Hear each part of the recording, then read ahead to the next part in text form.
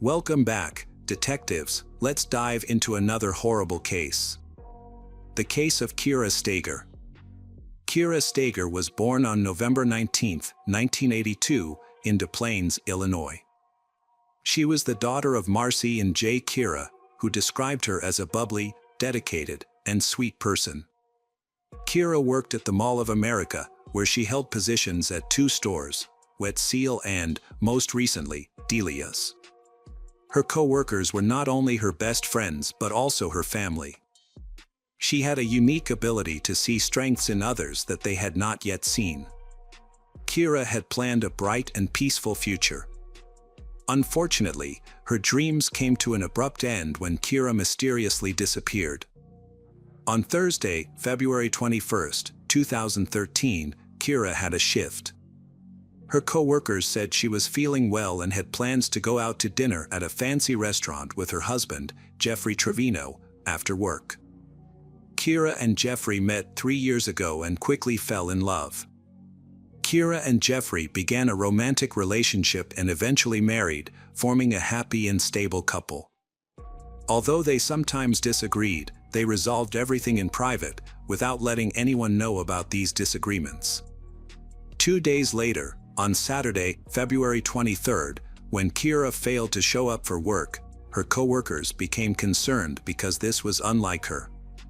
Kira was always punctual, strict with herself and others, never late, and always kept to a schedule.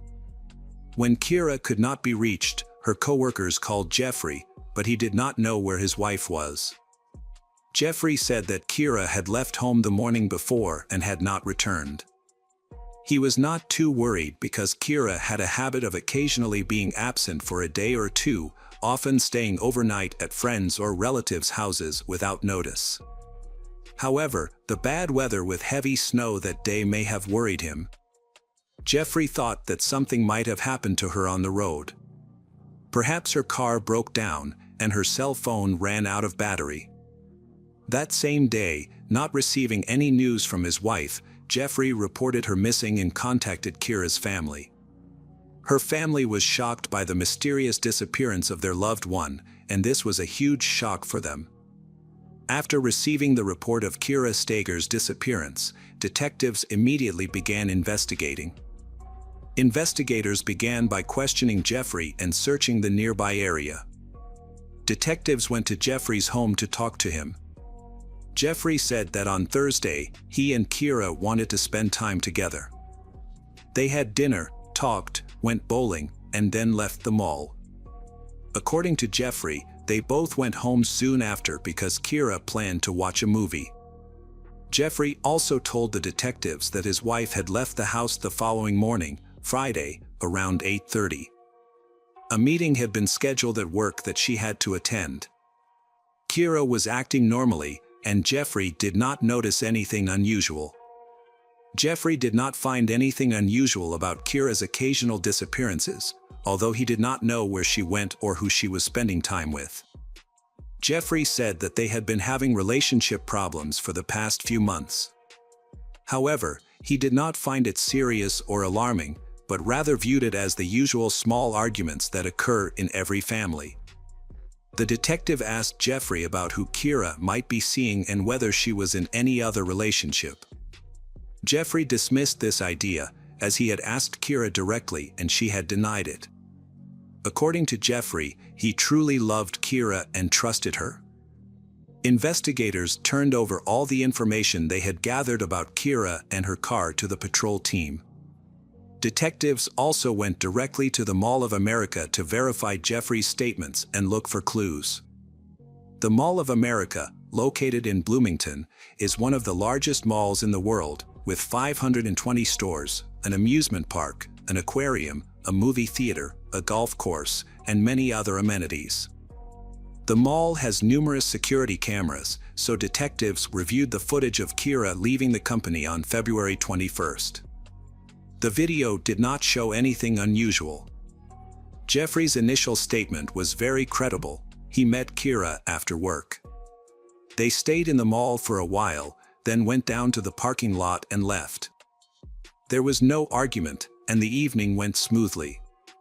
Waiting without knowing what had happened was difficult, and each passing day made Kira's family more and more worried about her safety. With no word from her, Kira's family traveled to Bloomington to help with the investigation. They printed flyers with Kira's picture on them, posted them on utility poles, and handed them out to passers-by. Their goal was to attract as much attention as possible to find Kira. They knew they couldn't just stand by and had to take action to find their loved one. While Kira's family was handing out flyers, the investigators continued their investigation. While interviewing neighbors, the police discovered a surveillance camera on a neighbor's home. The camera was pointed at Kira and Jeffrey's home. The investigators asked the homeowner to copy the footage from the camera because they hoped to find clues in it. Meanwhile, records from a cell phone company provided them with a new lead. According to phone records, Kira was in a relationship with someone other than Jeffrey. That person was Ryan Wendt, the manager of the chain of stores where she worked. They had a deep relationship and corresponded frequently. Police determined that Ryan had left the state and that when the search for Kira began, Ryan was driving to Colorado. This man was closely related to the investigation because, in addition to his relationship with Kira, he was out of state at the time of her disappearance. It could be a coincidence, or there could be something else going on behind his departure. Investigators needed answers.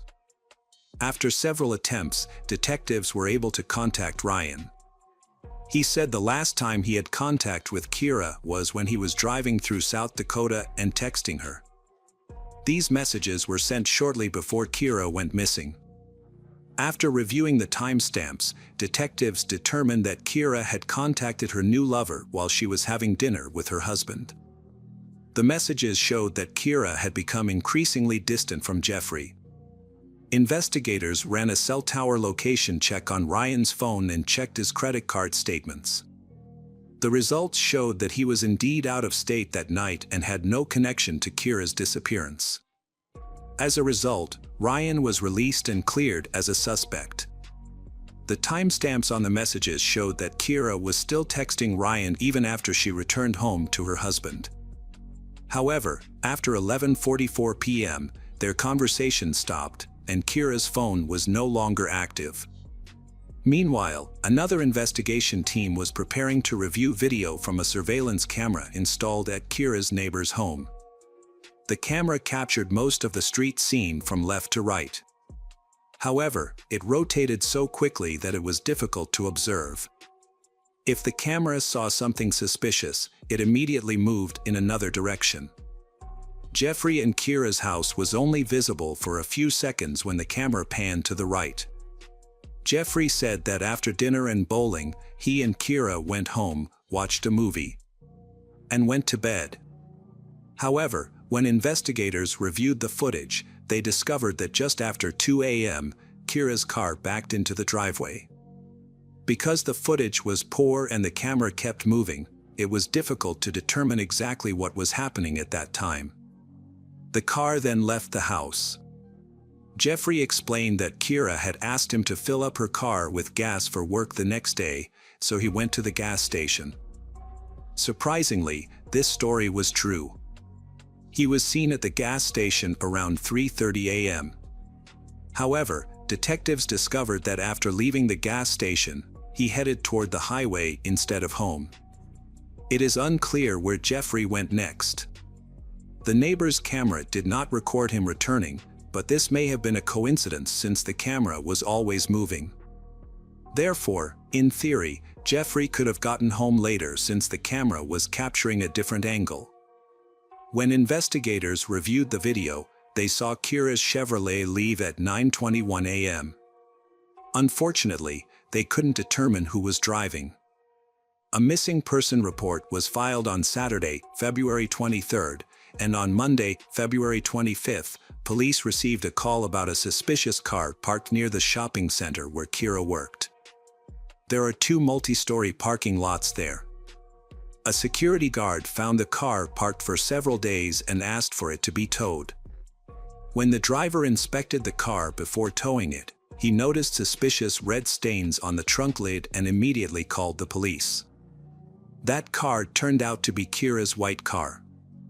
Although there wasn't much blood, just a few small stains, it was still very concerning. In the car, they found Kira's wallet and a divorce form downloaded from the internet. Additionally, a dark object in the snow behind the car caught the attention of the investigators. As they approached, they found a rolled-up trunk mat with dark stains. DNA testing confirmed that it was Kira Steger's blood. The investigators were devastated to realize that Kira was most likely dead. This heartbreaking news was a huge shock to her family and friends. Their last hope of seeing Kira again was dashed, leaving them with questions. How did she die? Was she in pain? Who could hate her enough to take her life? The fact that Kira's body had not been found added to the confusion, as the endless grief seemed unlikely to be alleviated. The detectives made it a top priority to find out who had left the car in the parking lot. The car left the house at 9:21 a.m., and about 20 minutes later, it was caught on a mall camera. There were no cameras in the parking lot where the car was found, but another camera recorded the road leading to the lot, which was located near where Kira's car was parked. After reviewing the camera footage, detectives found that a hooded man appeared a few minutes after Kira's white Chevrolet pulled into the lot. It was cold enough that it was not unusual for him to be wearing a hoodie, but detectives wanted to learn more about where he went. The hooded man was seen walking across the street and approaching a taxi stand. He briefly chatted with a driver, then got into a cab and drove away. Police were able to determine the company that owned the taxis in the mall parking lot. Based on the time he spent talking to the drivers, police were able to determine the license plate numbers. All of the taxis had GPS tracking devices, which showed that the man ended up about a block away from Kira and Jeffrey's house and left after paying in cash. As the taxi left the neighborhood, it was caught on camera, the same camera that had filmed part of Kira and Jeffrey's house. 2 minutes later, a man in a hoodie entered the frame. The low resolution of the video made it difficult to identify his face, but the white logo on his shirt was clearly visible. As investigators continued to examine the video, they saw the man enter Kira and Jeffrey's house. Kira was missing, leading to suspicions that the hooded man might be Jeffrey. After obtaining a search warrant, the police went to the house. At first, the house looked normal and unremarkable. However, upon closer inspection, forensic experts discovered dark red stains in Kira and Jeffrey's bedroom. There were several on the wall near the bed and about 100 on the mattress. It was clear that the bedroom had been rearranged and cleaned recently. When the forensic team sprayed luminol, the carpeting glowed. There were bloodstains throughout the house that were not visible to the naked eye. The bloodstains originated in the bedroom and extended to other areas of the house. Forensic testing confirmed that the blood belonged to Kira, leading investigators to believe that she was no longer alive. In addition to searching the house, police also searched Jeffrey's car. There were no bloodstains or signs of a struggle. However, they found one interesting detail: a gas station receipt in Jeffrey's car, dated 1 hour and 40 minutes before Kira's car was abandoned in the mall parking lot. According to the receipt, the transaction was made using Jeffrey's card. Detectives went to the gas station to review the security cameras. The camera recorded Jeffrey filling up with gas, then going inside to withdraw money from an ATM. The video clearly showed Jeffrey's face and a logo on his jacket that looked similar to the logo on the man in the earlier footage. With video evidence and all the evidence in the house, Jeffrey Trevino, 39, was arrested. He was taken to the police station for questioning and is now the prime suspect. Immediately after being released from the interrogation room, Jeffrey contacted a lawyer and was advised to exercise his right to remain silent. The police had enough evidence to charge him, but the most compelling evidence was Kira's body. no one suspected Kira was dead at the time. Police, Kira's family, and volunteers searched for her for months. In late March, as the snow melted, a volunteer found a strange bag on the edge of Keller Lake a few miles from Jeffrey's house and called the police. The bag contained a bloody pillow, a shirt, and a bra. The forensic team linked these items to Kira because her DNA was found on them. The lake remained frozen, hampering the search. However, when divers surveyed the water, they found no remains. The area around the lake was searched several times with 4 cadaver dogs, trained to find dead bodies, but to no avail. 2.5 months after Kira's disappearance, on May 8, 2013, the St. Paul Police Department received a disturbing call.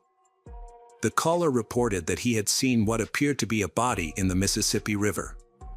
Police discovered and recovered a body. The body was naked. Dental records identified it as Kira Steger.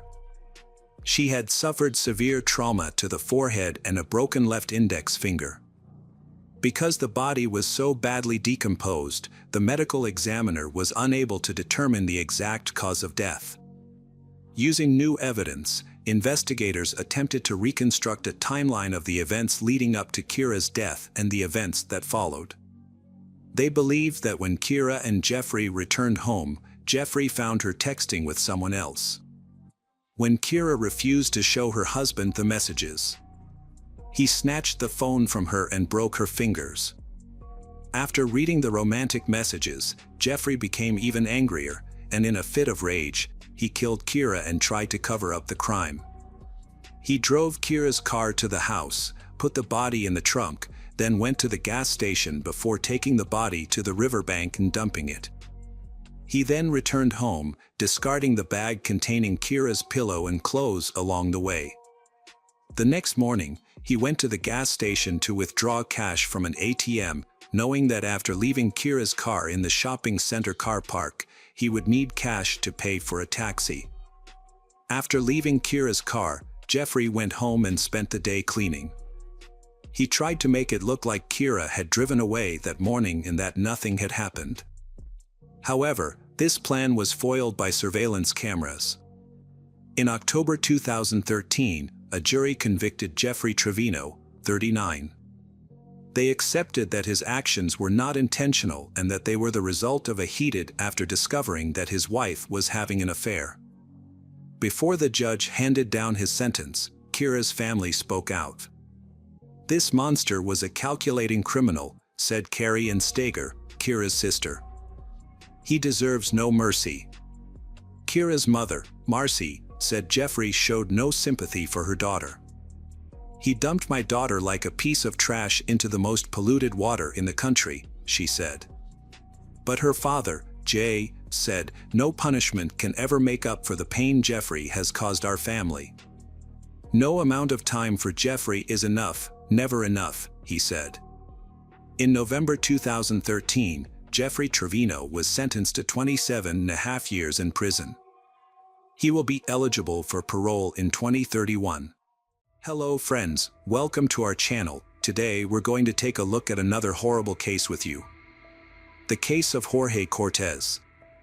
Jorge Humberto Martinez Cortez was born on January 5, 1978, in Mexico City. He kept his childhood and teenage years private, only sharing that he often clashed with his mother, who cared deeply for him, and his father, who rarely intervened in their arguments. Jorge's strained family relationships likely contributed to his emotional isolation and the development of his aggressive and unstable personality. To escape his difficult home life, Jorge left at a young age and embarked on a journey across Mexico, taking on temporary jobs to support himself. He worked as a waiter in various bars in Mexico City, including those in the Rosa and Cona districts, and also relied on tips from tourists in the popular Villa du and Cuac districts, known for their extensive infrastructure and diverse entertainment options. Jorge's life of crime began in this place. In 2010, he was arrested for theft and given a 4-year prison sentence. However, because it was his first offense, the judge decided to release him on bail. At the time, no one suspected that this decision would set free a man who would later become one of Mexico's most notorious criminals. After his release, Jorge met a girl named Adriana and fell in love. Initially, he treated her with kindness and attention, but as their relationship deepened, his behavior became increasingly violent. Adriana soon found herself a victim of his physical abuse. Exhausted by his cruelty, she decided to end the relationship, but Jorge refused to accept her decision. One night, Jorge violently attacked Adriana, dragging her down the stairs by her hair and breaking her nose. He beat her so severely that she lost consciousness. When she came to, she saw Jorge holding a lighter and threatening to kill them both if she didn't stay with him. Despite his threats, Adriana continued to resist, which further enraged Jorge. He attempted to strangle her by grabbing her neck with both hands. However, Adriana managed to break free, grabbed a hammer, and began fighting back. She was able to force Jorge out of the apartment and ultimately out of her life for good. This violent confrontation occurred in 2011, and although Adriana reported the incident to the police, Jorge was released on bail and avoided punishment. In hindsight, Adriana's escape from Jorge that night saved her from a potentially deadly situation. Jorge would go on to take the lives of multiple women in the future. After meeting Jorge, 18-year-old Yang Kiang Marie became his new victim. Yang was a Korean girl who was very close to her mother, Monica, and her sisters, particularly Anna. Anna was a lively and athletic young woman who balanced her studies in psychology with a part-time job at a restaurant. Yang met Jorge at one of the bars where he worked, and they were immediately drawn to each other. After a brief courtship, they started dating, but their relationship was marked by violence. Despite their frequent arguments, they stayed together. When Yang turned 19, she decided to declare her independence from her family and move to the city with Jorge. However, this change only made their problems worse. Jorge's behavior became increasingly controlling and abusive. He constantly monitored Yang's activities, calling her every hour at work and restricting her interactions with friends. As a result, Yang felt trapped and realized she was a victim of domestic violence. However, she hid the truth from others, including her family, to avoid causing them concern.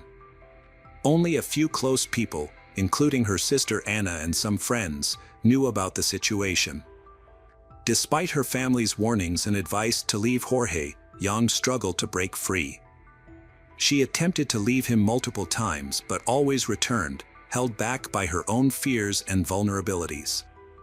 During this time, Yang underwent a significant transformation, changing from a happy and lively person to someone who was depressed and willing to do anything to please Jorge. The relationship continued to deteriorate, becoming increasingly toxic and damaging to Yang's well-being. Yang's relationship with Jorge was marked by violent outbursts. On one occasion, Jorge refused to let Yang into their apartment when she came home late.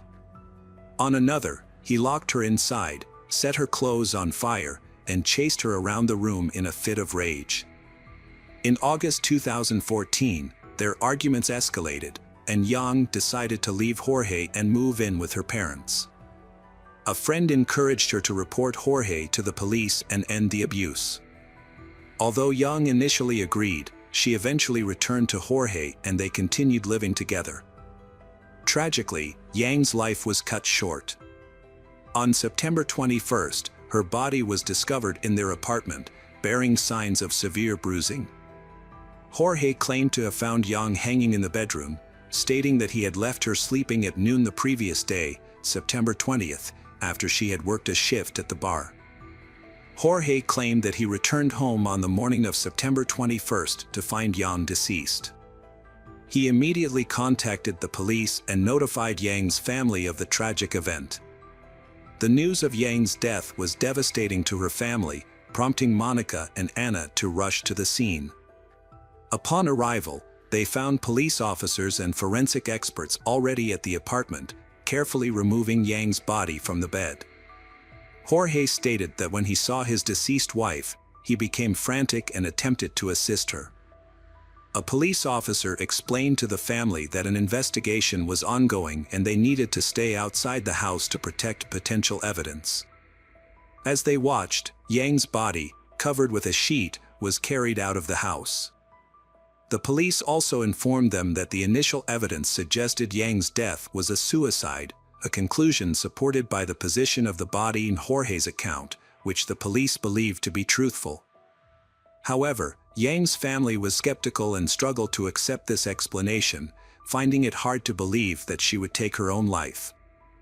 When the family arrived to identify the body and prepare the necessary documents, they were surprised to find that the examination protocol was almost complete. The death certificate stated that Yang had died from strangulation by hanging. However, when the relatives were allowed to view the body, they noticed bruises on Yang's legs that seemed suspicious. Jorge attempted to explain the bruises by saying that the body had slipped from his hands and fallen to the floor when he tried to move it from the bed. Monica was not convinced by Jorge's explanation and suspected that something was not quite right. Investigations revealed more about Yang's tumultuous relationship with Jorge, fueling suspicion that her death might not be the suicide police claimed. During police testimony, friends described constant fighting between they, revealing Jorge's history of jealousy and aggression. His behavior extended to frequent phone calls to Yang's workplace, indicating a pattern of controlling behavior. Yang's sister Anna noted that a few months before the tragedy, her behavior dramatically shifted. Anna added that she started distancing herself from the family once the relationship with Jorge started. This prompted concern within the family. Despite growing concerns about Jorge's unstable behavior and doubts about the official explanation, the police were quick to dismiss theories and rushed to close the case. Experts at the Katok morgue recommended cremating Yang's body, which meant that further forensic investigation would not be possible. Yang's mother was deeply suspicious of Jorge's involvement in her daughter's death, but she eventually agreed to the cremation due to pressure from her family, thereby giving up the chance to gather evidence to support her suspicions. Jorge did not attend the funeral, but he got a tattoo of a broken heart, supposedly to show his grief. However, he also cut off all contact with Yang's family. Yang's death had a devastating impact on her family, especially her mother, Monica. The overwhelming pain of losing her daughter, combined with feelings of loneliness and despair, led Monica to develop an addiction to alcohol and smoking. Monica was devastated when her daughter Yang passed away suddenly. Despite her overwhelming grief, Monica refused to accept the initial explanation of Yang's death, finding it contradictory to her daughter's outgoing and life-loving nature. Unsettled by details like the bruises on Yang's body and the lack of evidence supporting the claimed manner of death, Monica's instincts told her there was more to the story. To get answers, Monica launched her own investigation into the case.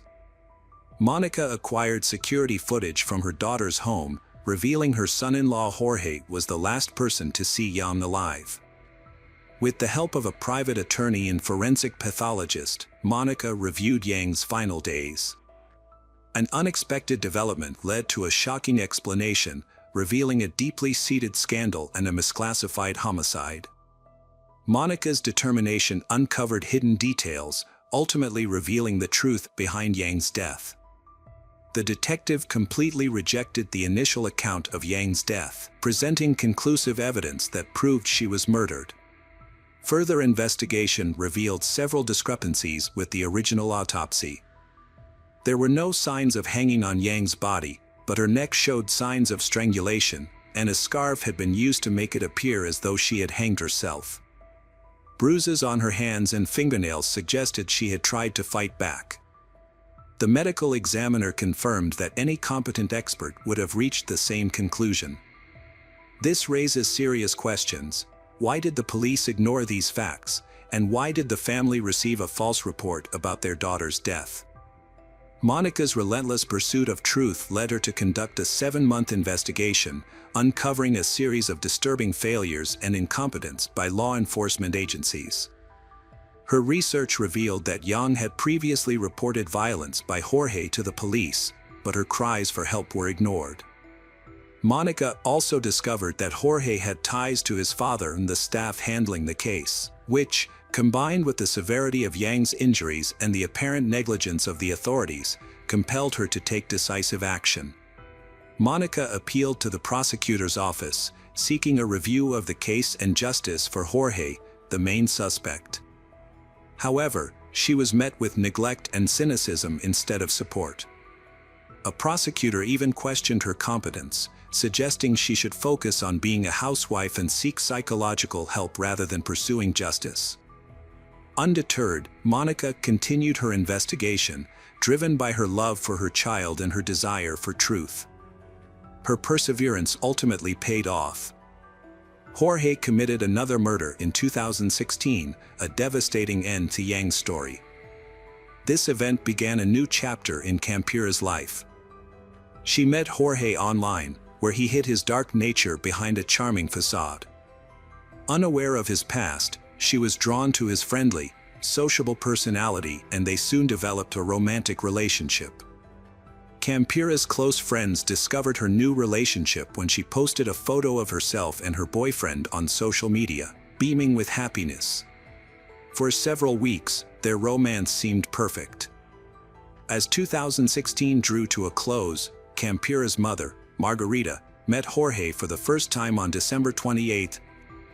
Campira, Jorge, and her children then traveled to Acapulco to spend the New Year's holidays with her parents.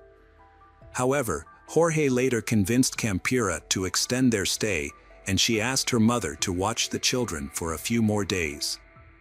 Margarita agreed, unaware of the tragedy that was about to unfold. 3 days later, Campira was found dead. The last time Margarita had spoken to her daughter was on December 30th. When Margarita tried to call Campira on New Year's Eve, she was met with silence.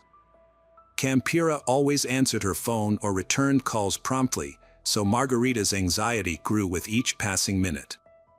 As the hours ticked by, Campira's unusual silence and lack of online activity only heightened Margarita's concerns.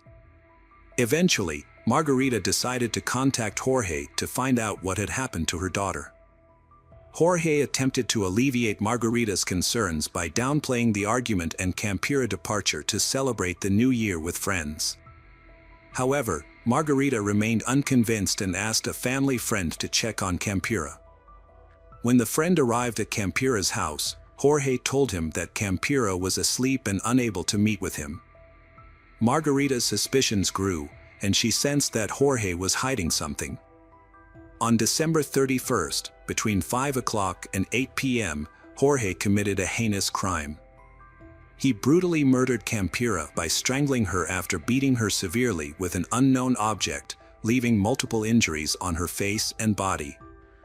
In an attempt to make it appear as though Campira had taken her own life, Jorge cut a lock of her hair, placed her body on the bed, covered it with a blanket, and left the gas stove on.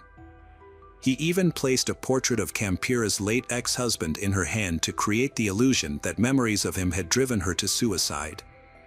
Around 8:30 p.m., Jorge packed his belongings and left the house.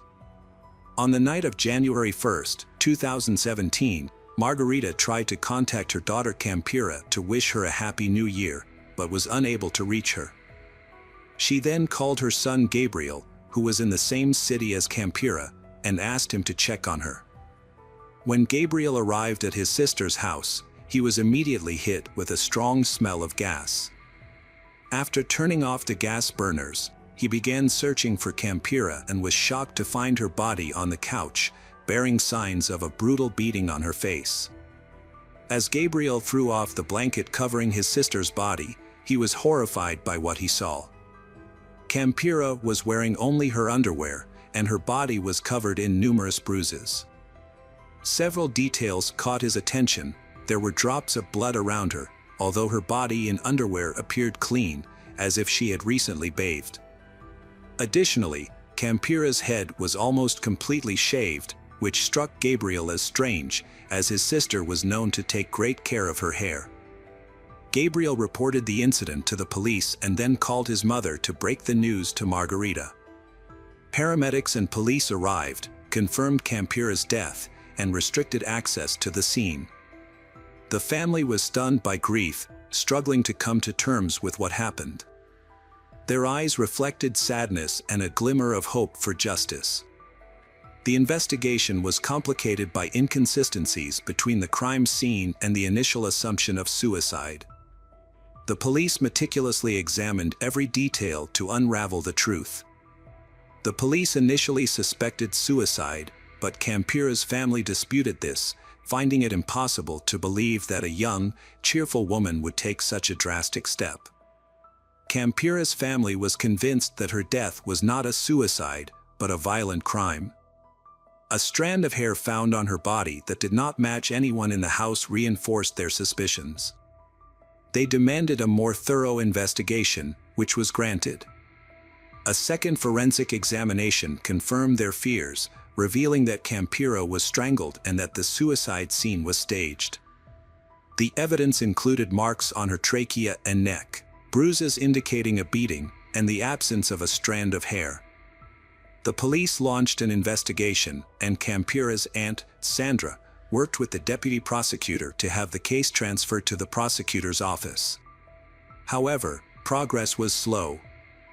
Later, Sandra was called back to the prosecutor's office and informed that she and her brother, Gabriel, could be plaintiffs in the case. Campira's children were left with their grandmother after the tragedy. To shield them from painful memories, they were transferred to a new school. However, time alone didn't heal their wounds. 2 months later, the family was allowed to visit the apartment where Campira's body was found, collecting her belongings and possibly uncovering clues. Her laptop was found, but its data had been deleted. Fortunately, her iPad was password protected, and the last photos she took before her death were recovered. One disturbing photo showed Campira lying next to Jorge on the same sofa where her body was later found. Further investigation of the photos revealed more evidence. In one image, Jorge was seen holding a skull-shaped container that was later discovered in the apartment's freezer. He was also shown strangling Campira with one hand. Drawers in the desk yielded sketches of tattoos Jorge planned to get, further hinting at his possible involvement in the crime. The public was outraged when Jorge was released on bail in 2009, sparking widespread anger. Many realized that if he had been detained earlier, the young women might still be alive. The Campira and Young families continued to demand justice for their loved ones on social media, gathering over 13,000 supporters on a memorial page. 10 months after his escape, Jorge was finally caught on October 24, 2017. His arrest was unexpected, occurring during a routine patrol by the National Civilian Police in Livingston, Guatemala. The officers were patrolling the streets when they noticed a suspicious man who appeared to be homeless. A routine check of his documents and fingerprints revealed a shocking truth: the man was on the international wanted list with a high danger level. Jorge was immediately arrested and taken to the immigration center in Guatemala City, where he was detained pending further action. The Guatemalan authorities quickly contacted their Mexican counterparts to initiate the extradition process. According to the head of the Guatemalan police, Pablo Castillo, Jorge had been hiding under a bridge in western Guatemala, living on the streets and relying on the kindness of tourists for survival. The next day, October 25, Jorge was transported to the Mexican border city of Chicas, where he was handed over to the Mexican authorities. After crossing the border, Jorge was taken to Mexico City, marking the successful completion of the extradition process and the delivery of justice. Jorge appeared in court to face charges for his alleged crimes. A reporter managed to ask him a few questions, but Jorge responded with a complete denial of any wrongdoing, claiming he was unaware of the charges against him. This was despite being taken to court on October 26 for a preventive measure, specifically for the murder of Campira. During the trial, the prosecution presented strong evidence of Jorge's involvement in the crime. The investigation revealed that Jorge had brutally beaten the victim with an unknown object before strangling her to death. The prosecutor classified the crime as a feminicide, made worse by the fact that Jorge had a romantic relationship with the victim. The prosecutor also pointed out that Jorge had a prior conviction for theft and was possibly involved in the death of another ex-girlfriend, Jan. Despite the overwhelming evidence and arguments against Jorge, his lawyer proposed an alternative explanation that Jorge was mentally unstable and needed a psychological evaluation. This move came as the community awaited justice, expecting a suitable punishment for the perpetrator. After thoroughly examining the evidence, witness testimonies, and arguments, the judge turned his attention to Jorge and his lawyer. He asked how long it would take to complete the psychological evaluation. Following a consultation, Jorge's lawyer agreed that Jorge would attend all subsequent court hearings. Upon reviewing all materials and considering both sides, the judge rendered a verdict. There was sufficient evidence from the prosecutor to hold Jorge accountable for his crimes. The court ordered the investigation to continue and gave a 4-month deadline to gather new evidence. Meanwhile, Jorge was taken into custody and held at a pre-trial detention center. Despite Jorge's arrest and guilty verdict, the Campira and Jan families faced a lengthy and challenging process ahead. In August 2019, an oral hearing was held in Jorge's case. His lawyer asked the court to disregard the videos that showed Jorge entering and leaving Campira's house on the day she was murdered. They claimed that these videos were incomplete, taken from a 30-hour recording at the crime scene, and could not be used to prove Jorge's guilt. The videos had been given to the victim's family by a neighbor who recorded them. The family then passed them on to the police, who brought only partial recordings to court. The police had lost the original disc. Jorge's lawyer alleged that the Mexico City prosecutor's office had concealed this information, which only came to light on the day of the hearing. The defense lawyer argued that the materials used to obtain the arrest warrant were unlawful. Specifically, the lawyer claimed that a key video was given to the Campira family rather than the judicial authorities, and therefore could not be used as evidence. Despite this, the supervisory judge rejected the defense's petition after considering the prosecution's arguments and the testimony of Campira's friends and neighbors. Additionally, the court considered 2 witness statements, but did not accept them as evidence. The case proceeded, and Jorge was allowed to appeal the decision and present the same arguments again. Meanwhile, the Young family was dealing with their own separate case. A ban on violence against women was established in Mexico City, thanks in part to advocacy from several groups, including the Mexican Institute of Human Rights and Democracy and the Center for Justice. This new decree was influenced by multiple high-profile crimes, including the murder of Jan. As a result, her case was forwarded to a Mexico City court for trial. Nearly 7 years after Yang's murder, charges were formally brought against her suspected killer, Jorge, in May 2021. Shortly thereafter, a judge ordered his arrest for his role in her murder. Despite these developments, Jorge's defense team was able to significantly slow down the investigation and prosecution. 9 years after Yang's death, Jorge Humberto Martinez Cortez was sentenced to 52 years and 6 months in prison in November 2023 for taking Yang's life. While the Young family has finally received justice, Campira's family still faces a lengthy process. A trial had been scheduled for April 2022 at the detention center where Jorge was being held. Activists were resolute that this time the perpetrator would not evade accountability. Jorge's lawyers have successfully delayed the hearing once again, which was set to take place on January 29, 2024. Over 50 witnesses were expected to be called to testify, but for now, there is no update on the status of the hearing in the media. Jorge's family remains hopeful that he will eventually be held accountable for his actions. While nothing can bring Campira back, they seek justice and want to ensure that her death does not go unpunished. Hello friends, welcome to our channel. today we're going to take a look at another horrible case with you, the case of Abril Perez Sagayan. Abril Perez Sagayan was born in 1971 in Monterrey, Nuevo León, Mexico. Her mother, Maria del Socorro, worked diligently 7 days a week to ensure her 3 children, Abril, Javier, and Ana, had the opportunity for the best possible education and a bright future.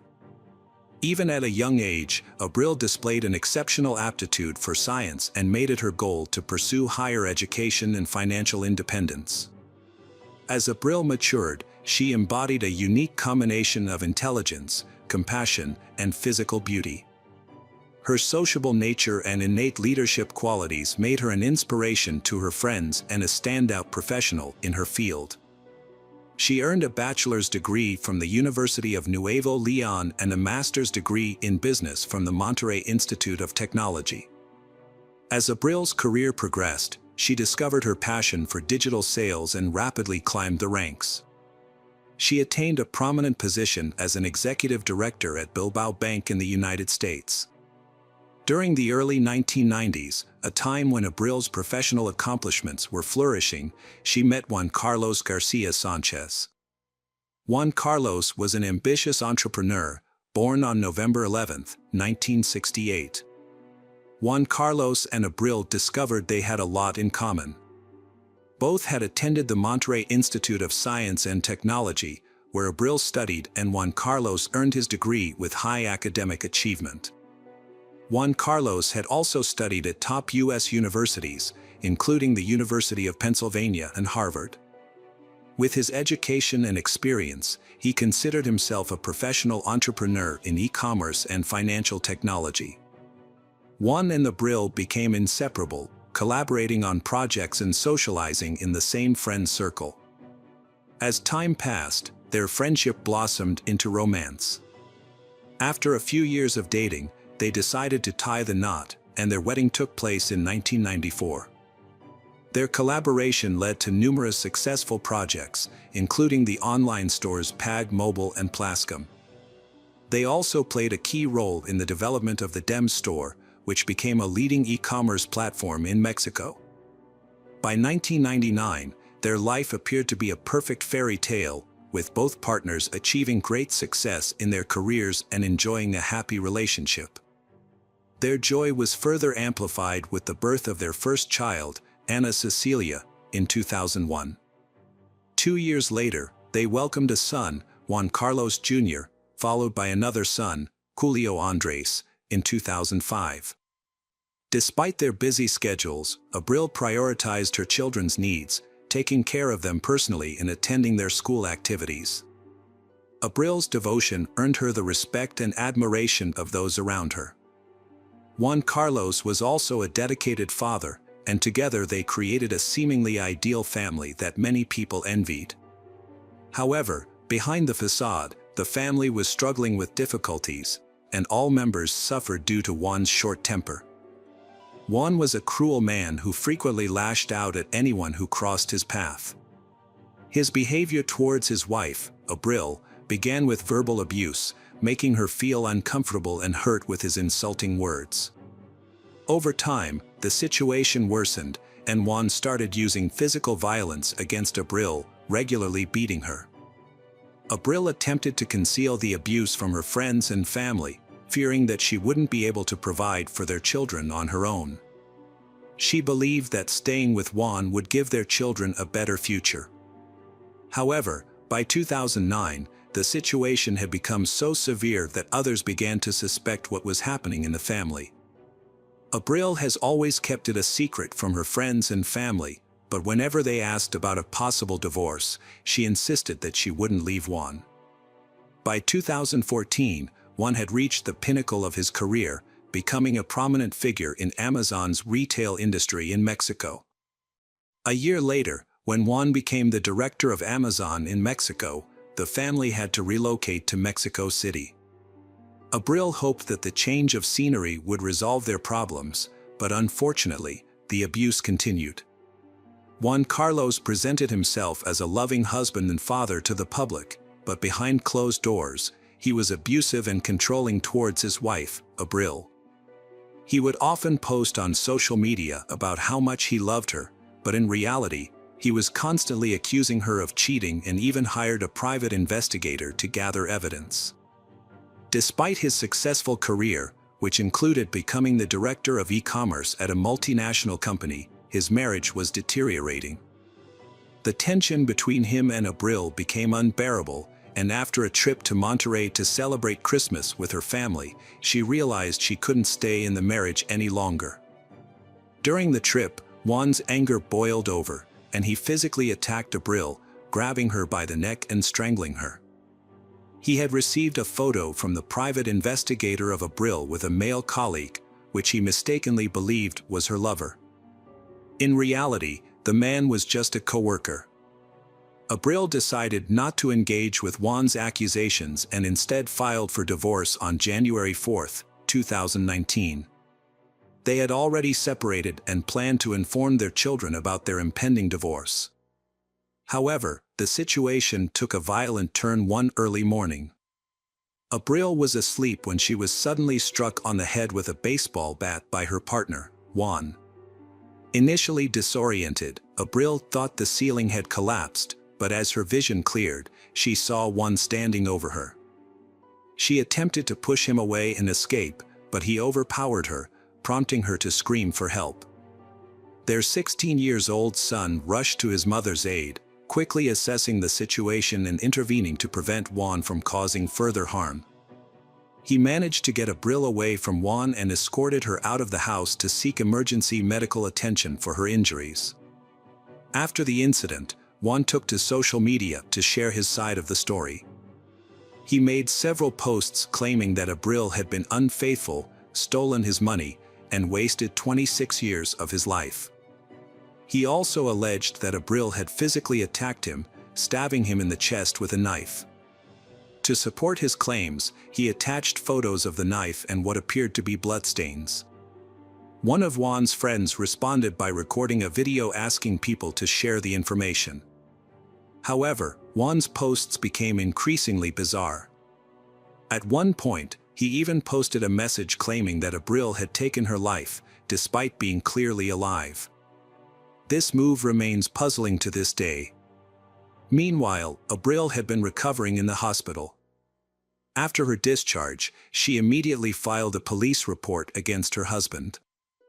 The authorities sided with her, granting her custody of their 2 children and ordering Juan to pay 6,000 Mexican pesos, approximately $1,350, in monthly alimony. However, this amount was deemed insufficient to cover the costs of raising their 2 minors.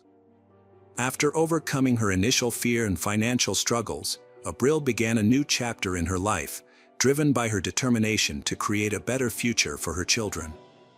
She relocated to Monterrey with her kids, where she attended Juan Carlos' trial and filed for divorce. Reflecting on her traumatic experience and the abuse she suffered, Abril reevaluated her life. She joined a Christian organization that supported families and started working as a divorce counselor. Her ultimate goal was to establish a support system for women who had endured similar abuse, just as she had. As Abril worked towards rebuilding her life, the court proceedings against Juan Carlos continued. 9 months after the attack, Juan was formally charged with attempted murder. The case was then brought to court, where Judge Federico Mask ordered Juan's informal arrest. Consequently, Juan was incarcerated for several weeks.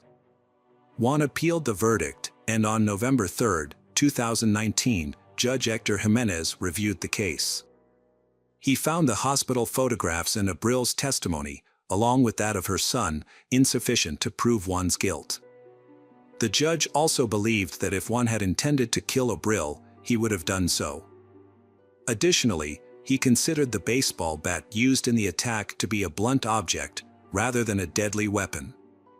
As a result, the charges were downgraded, and the preliminary arrest was cancelled. With only a few hearings remaining, the outcome of the case was uncertain, causing Abril and her loved one significant anxiety and frustration. In a desperate attempt to have her concerns heard, Abril wrote to the judge, expressing her fears for her life and pleading for him to consider the threat Juan posed. However, her letter was ignored. Juan then began a custody battle for their children. Abril was forced to leave Monterrey and travel to Mexico City for the remaining hearings.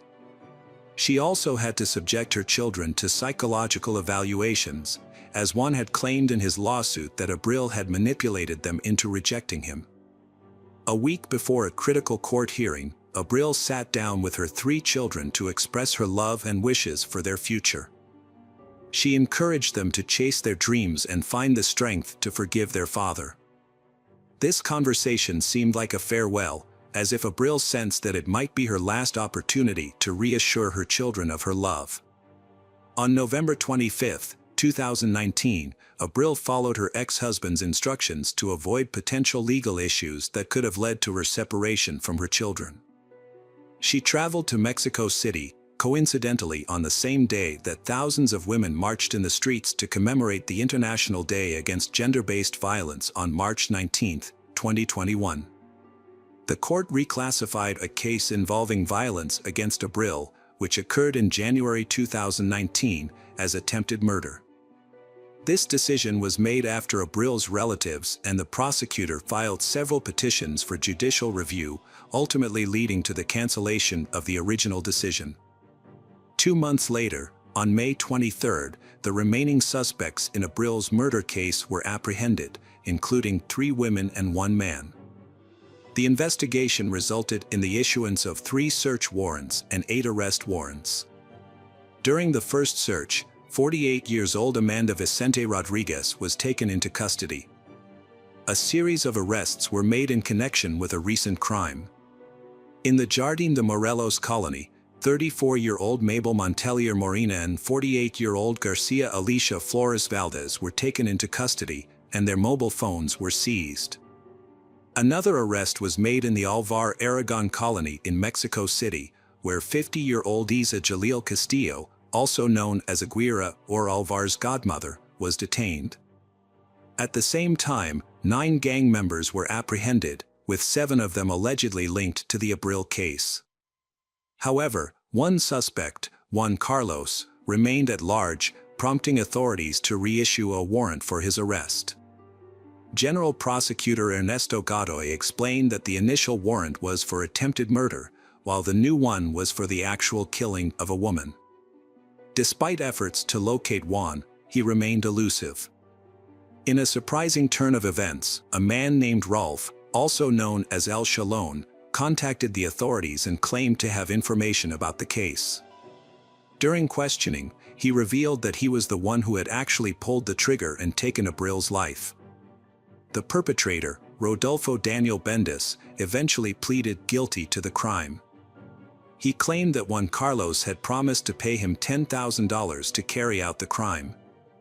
According to Bendis, Juan Carlos had contacted him while he was in pre-trial detention and provided him with the address of Abril in Mexico City. Juan Carlos allegedly instructed Bendis to spy on Abril and provided written instructions on how to commit the crime.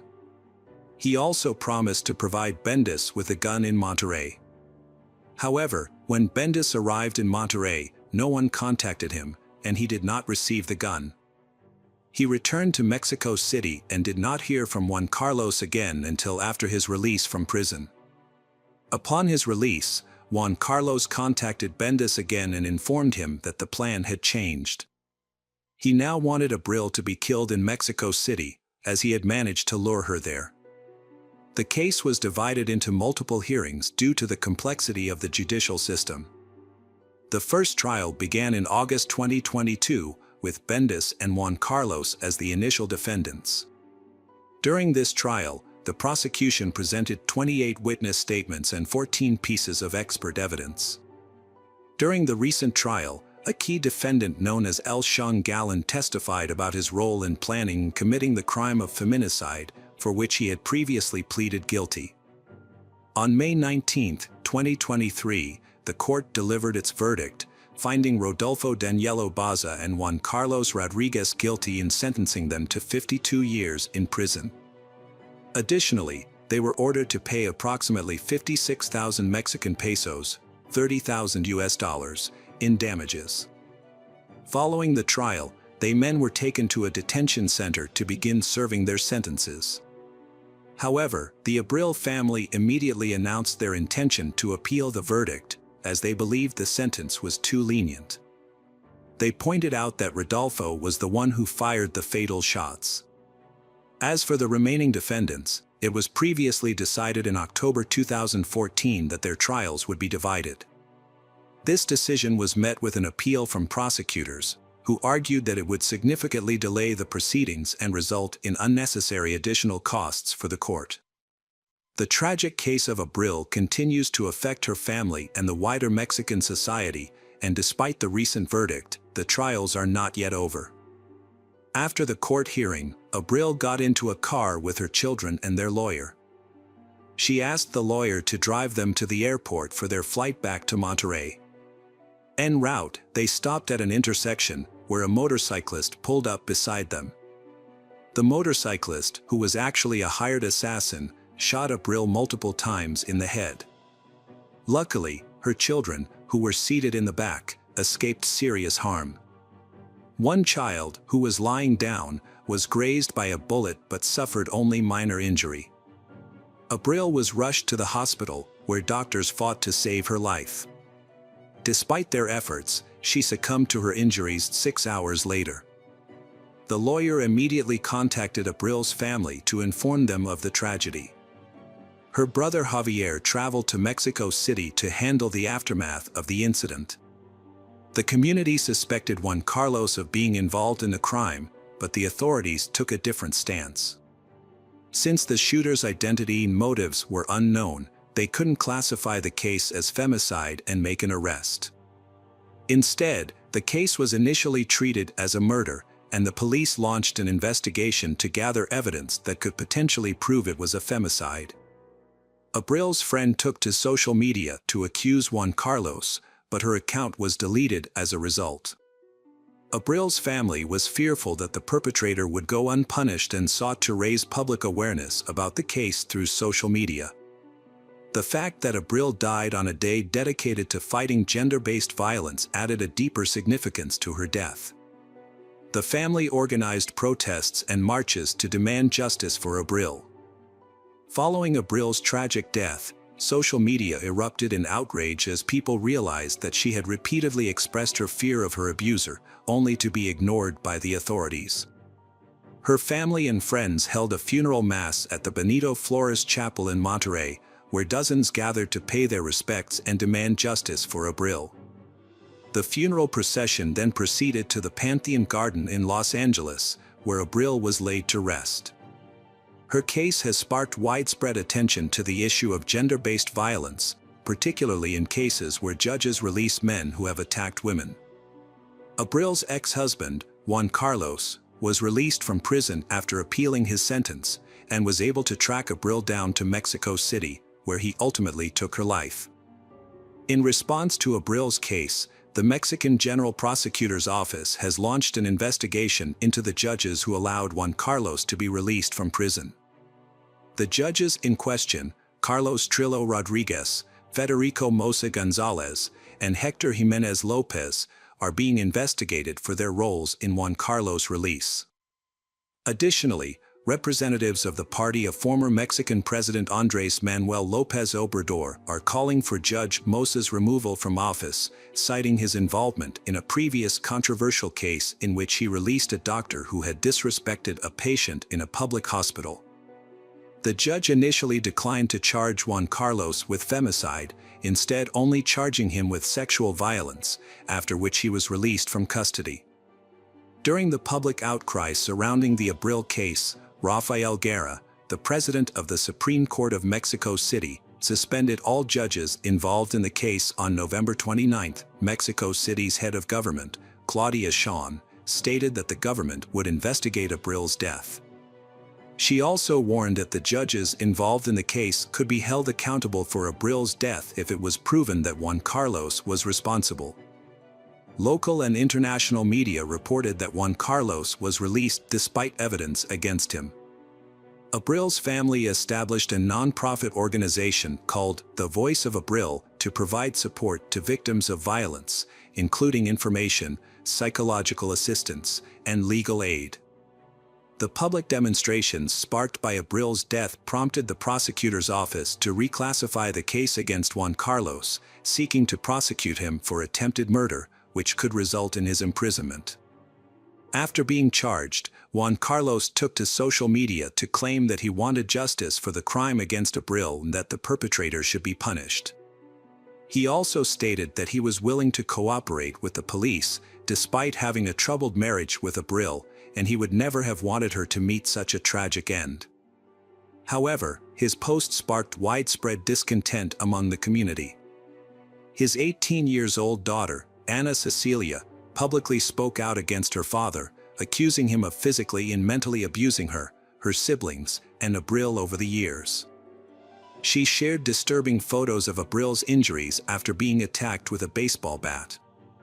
Ana described her father as a narcissistic sociopath who allegedly bribed his way out of prison. During the ongoing investigation and protests, an arrest warrant was issued for Juan Carlos, but it was not directly related to the Abril case. Instead, it was due to him violating judicial duties. Although he was released on the condition that he would check in with the police station weekly, he failed to do so. After missing 2 court hearings, Judge Agustin Monra Gaspar Canel was left with no choice but to issue the order. Juan wrote a letter claiming he feared for his life and did not want to attend the hearings, stating he and his family had received death threats since Abril's death. He believed someone would seek revenge if he appeared in court. However, the judge rejected this excuse and issued an arrest warrant, also restricting Juan from leaving the country. The investigation continued, aiming to uncover the truth. A letter from Juan was discovered, in which he again denied involvement in Abril's death, claiming he never intended to harm her. He described the night of the incident, stating that Abril had initiated a fight, stabbing him in the side, and he had hit her with a bat in self-defense. The letter sparked outrage among those who heard it, with no one believing Juan's account. The investigation has revealed that Juan Carlos is the primary suspect in the case. Further investigation by the police has identified at least 7 other individuals involved in the crime against Abril. This conclusion was reached after reviewing surveillance footage from the area where the events occurred. The footage shows 2 cars following Abril as she left the courthouse. The drivers of these cars were in contact with the perpetrator who fatally shot Abril. After the attack, the perpetrator and their cars fled the scene. Although the identities of the pursuers were not yet known at the time, the investigation suggested that Juan Carlos may have been involved in the crime. According to investigators, Juan Carlos likely met these individuals while he was in prison and paid one of them to protect him. After his associates were released from prison, Juan Carlos was also released. He then paid them to kill Abril. Notably, Juan Carlos was the only one who knew Abril's route to Mexico City, as he had requested to meet her.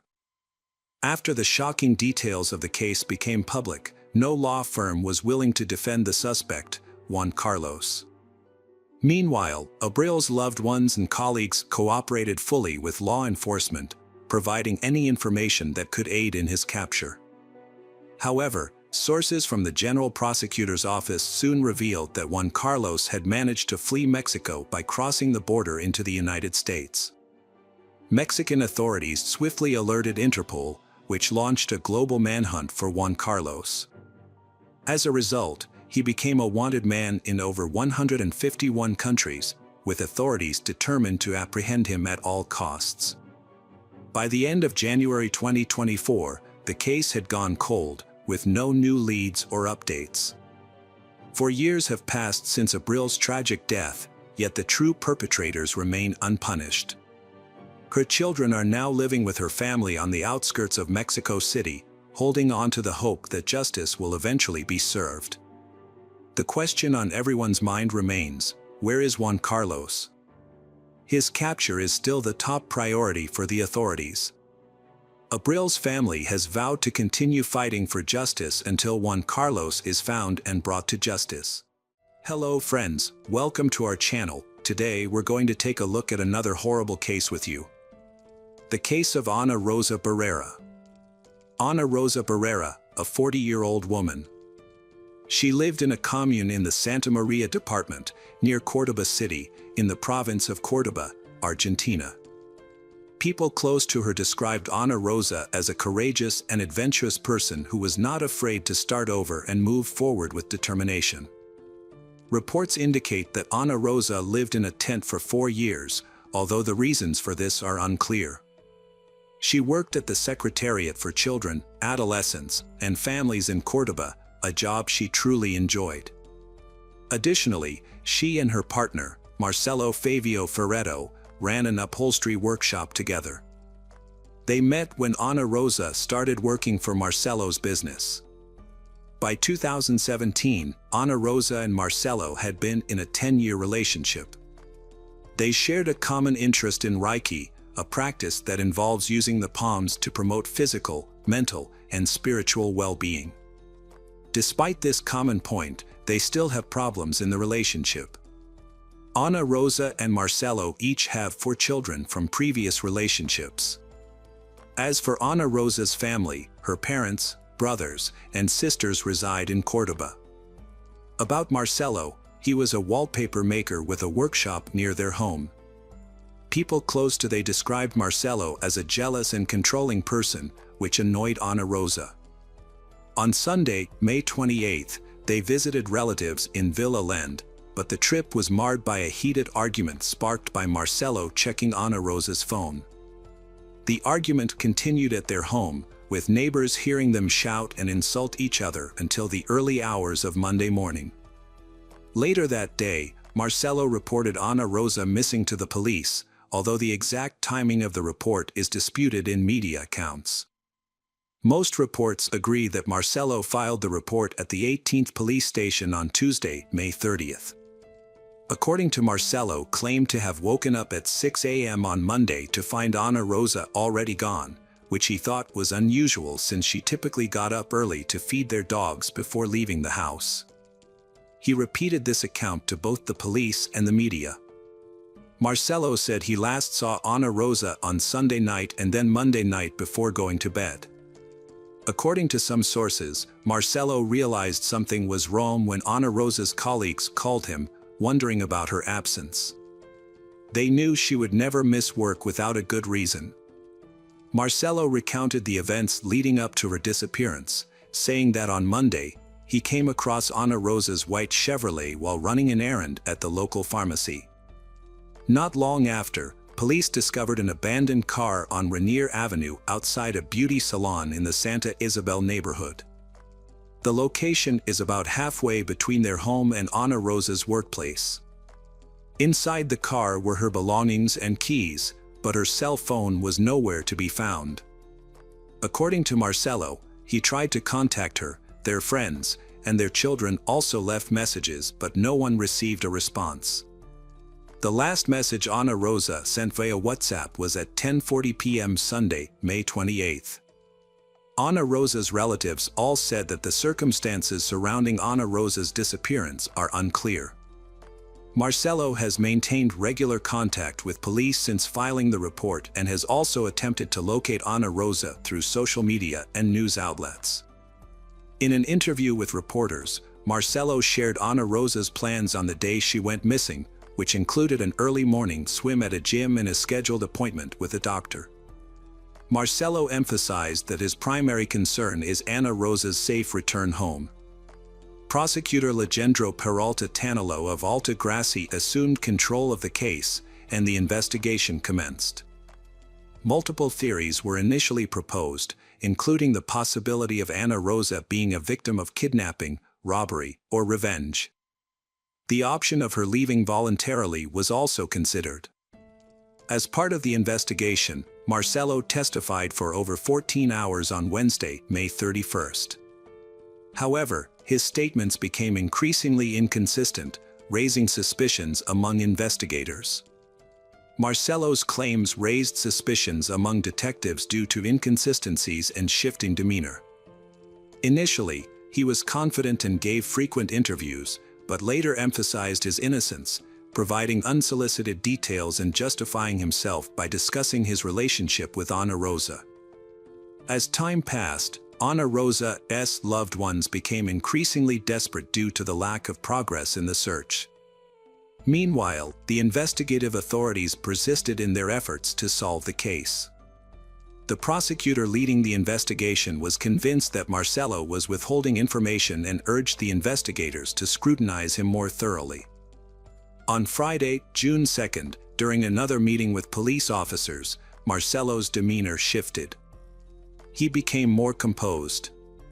However, when detectives showed him data from cell phone towers that contradicted his alibi, Marcelo became dismayed and ultimately revealed the truth.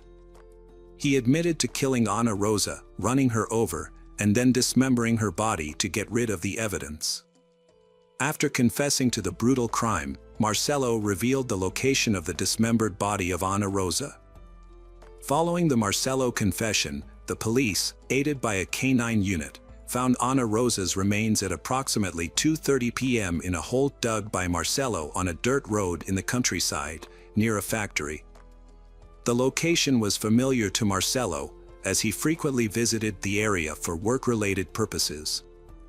It became clear that Marcelo's previous statements were false, except for his mention of a quarrel that occurred early Monday morning.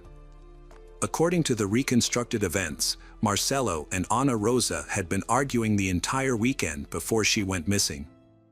Marcelo's intense jealousy sparked the violence. In the heat of an argument, Marcelo used a sledgehammer to hit Ana Rosa multiple times until she died. He then tried to put her body in the car but failed. Instead, he used a knife to dismember her body. He placed Ana Rosa's remains in the car and began moving to her burial site. After pleading guilty, authorities conducted a search of the defendant and Ana Rosa's home on Friday, where they discovered various tools, including machetes and knives of various sizes. Marcelo was then arrested and facing charges of capital murder, a crime that could carry a sentence of life in prison. Prosecutor Peralta Atima explained that the defendant's statement, in which he took responsibility for the crime, was not considered a formal confession. Instead, the record shows that he admitted to the crime during an interview as a witness. A formal statement will be made in the coming days, once sufficient evidence is gathered to support the charges. This evidence will include the final autopsy report, forensic analysis of vehicles and items found during searches, and the results of luminal tests. Marcelo's lawyer, José Luis Saca, stated that the police statement had no legal weight and could not as evidence. Furthermore, the defense announced that the defendant would not testify. Over the weekend, investigations continued, and on June 5th, the preliminary autopsy report was released. The report concluded that Ana Rosa's cause of death was severe head trauma. On June 9th, it was discovered that luminol tests had been conducted at the home where Ana Rosa and Marcelo lived. The tests showed a large amount of blood had been cleaned up. The medical examiners also discovered new details during the autopsy, including knife cuts on the victim's extremities. A cut, 18 centimeters long and 7 centimeters deep, was found on the victim's neck, reaching the cervical region. Based on these findings, the prosecutor's office charged Marcelo with double aggravated murder. Almost 2 years after Ana Rosa's murder, Marcelo's trial began. The prosecution explained the seriousness of the charges to the jury. According to the autopsy results, Ana Rosa suffered a severe initial blow to the face, which left her unconscious, followed by multiple blows to the head that crushed her skull. At the first hearing, Marcelo decided to stay silent. The court then heard testimony from witnesses. Deborah Territorios, Ana Rosa's daughter, testified that after her mother met Marcelo, she became increasingly distant from her children and other family members. Deborah stated that she and her father moved to a different city, followed by her older siblings, which made it harder for them to communicate with their mother. However, when Deborah spent time alone with her mother, Ana Rosa was loving and caring. But whenever Marcelo was around, her mother would pull away. Deborah even had to leave her mother's house quickly on occasion because Marcelo was expected to arrive soon. Ana Rosa's cousin, Roberto Enrique Reina, also testified. He witnessed their argument on May 28, 2017, which started at his house.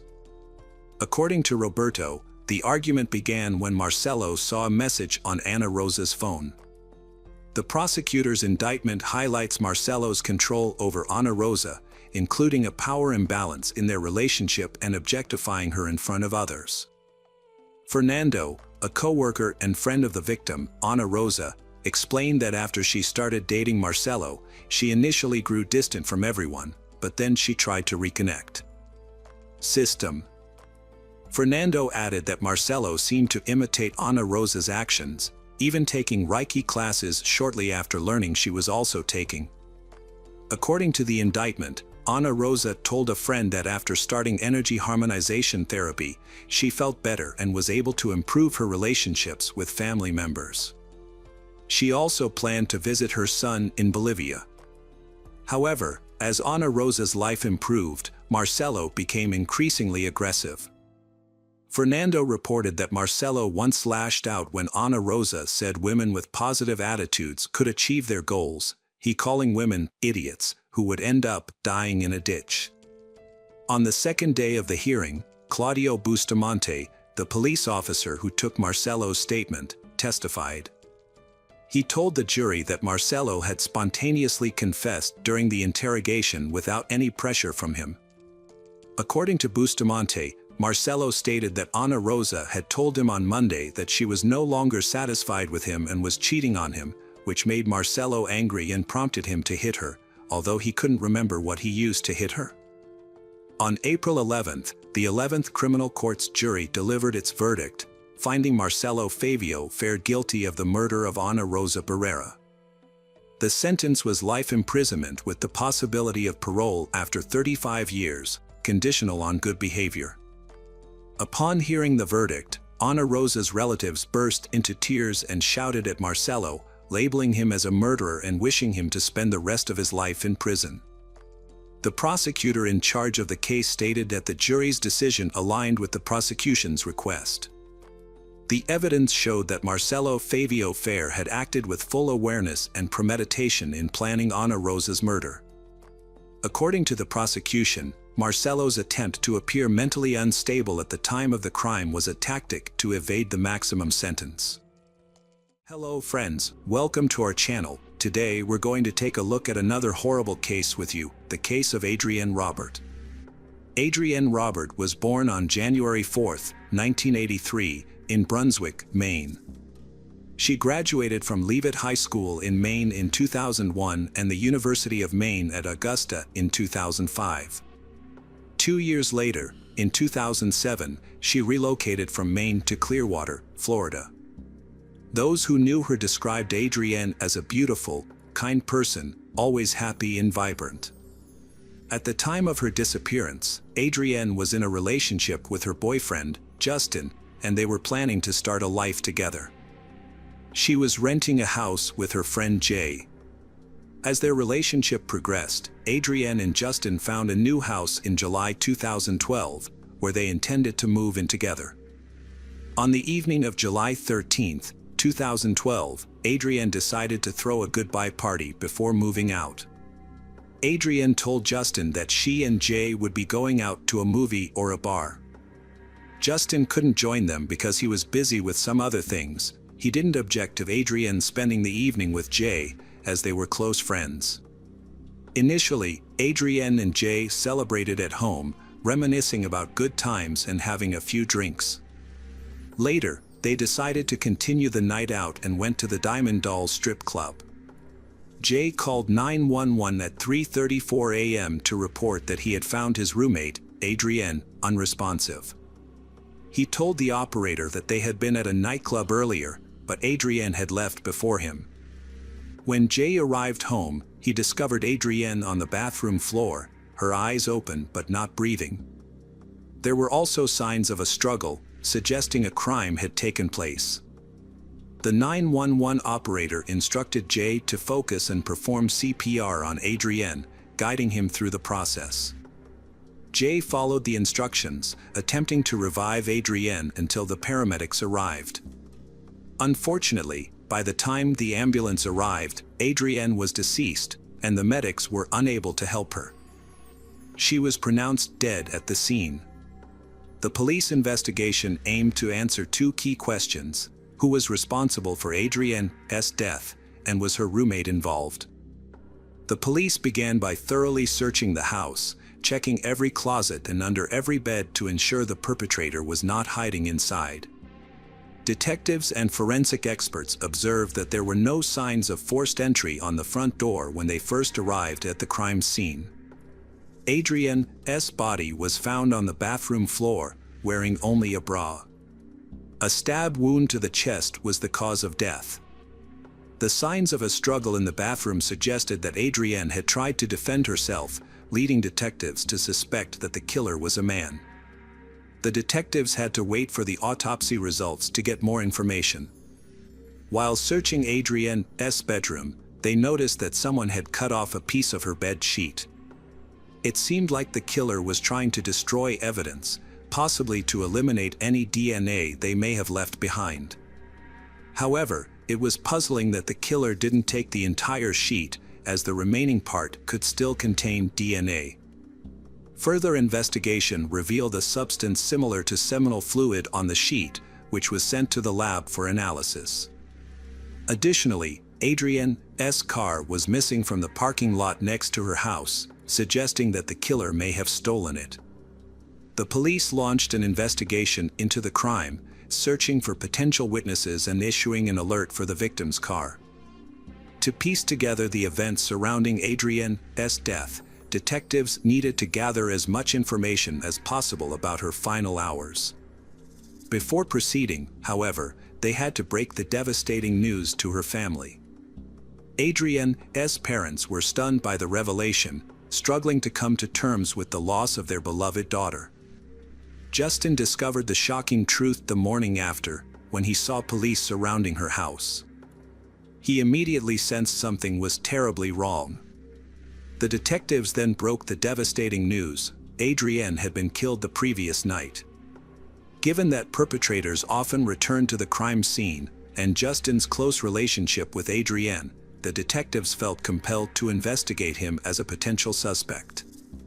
In cases like this, it's standard procedure to investigate the people closest to the victim first.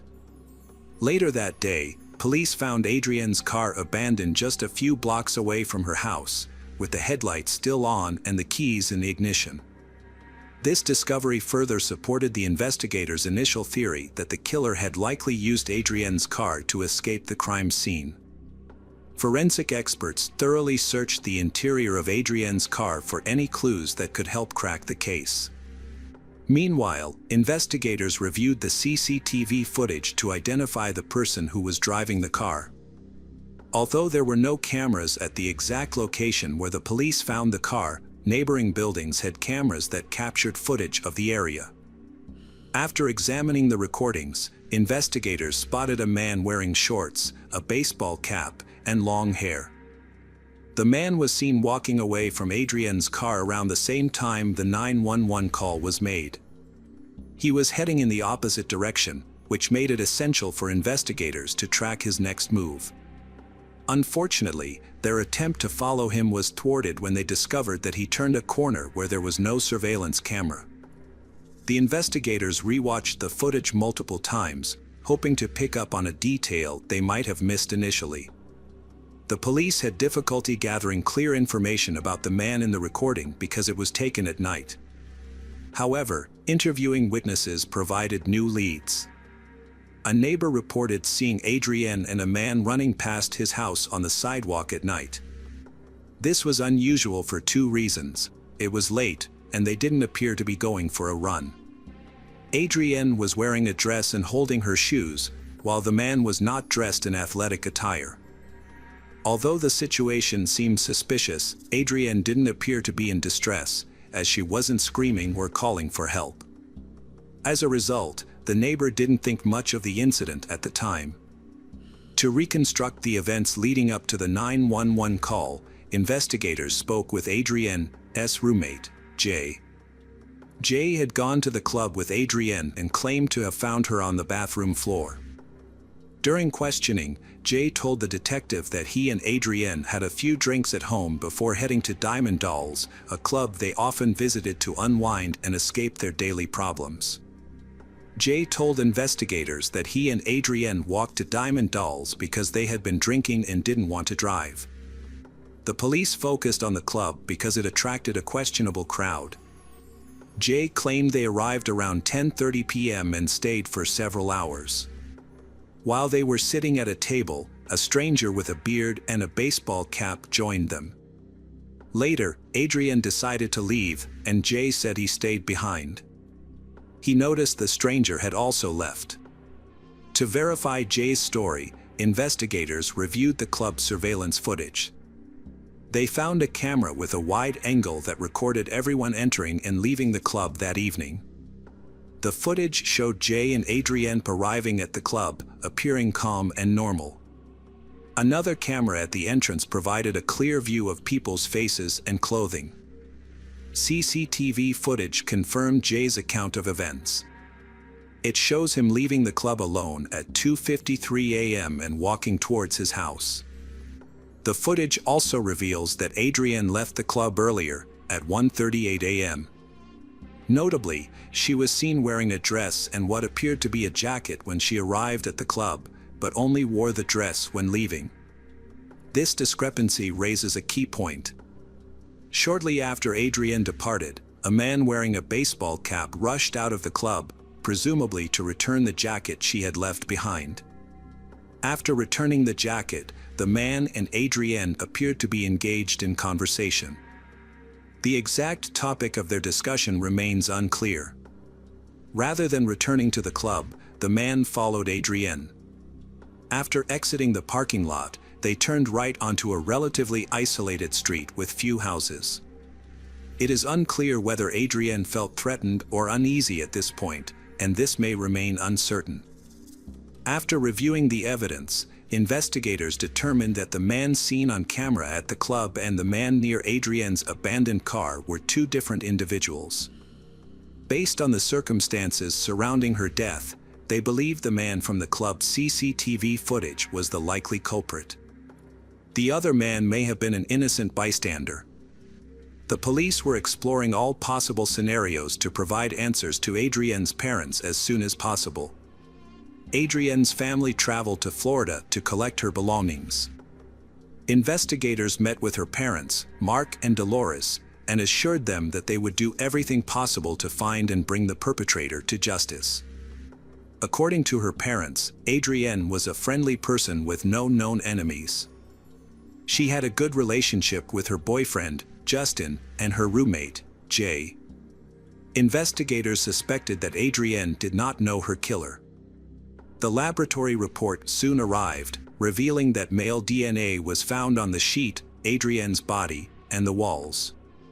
Although the killer had attempted to destroy evidence by cutting out part of the sheet, forensic experts were still able to recover the DNA. However, when the investigators compared the DNA to the database, they were disappointed to find no matches. As a result, the police had the DNA of an unknown suspect in CCTV footage from the club where Adrienne spent her last evening. Detectives focused on the footage as the key to solving the case. They re-examined the recordings, this time reviewing both daytime and nighttime footage, which led to a breakthrough. Approximately 8 hours before Adrienne's death, investigators spotted the same man who had been talking to Adrienne in the parking lot and had left with her. This time, they got a clearer view of his face. To determine how the unknown man arrived at the club, investigators reviewed the footage and saw that he had taken a taxi.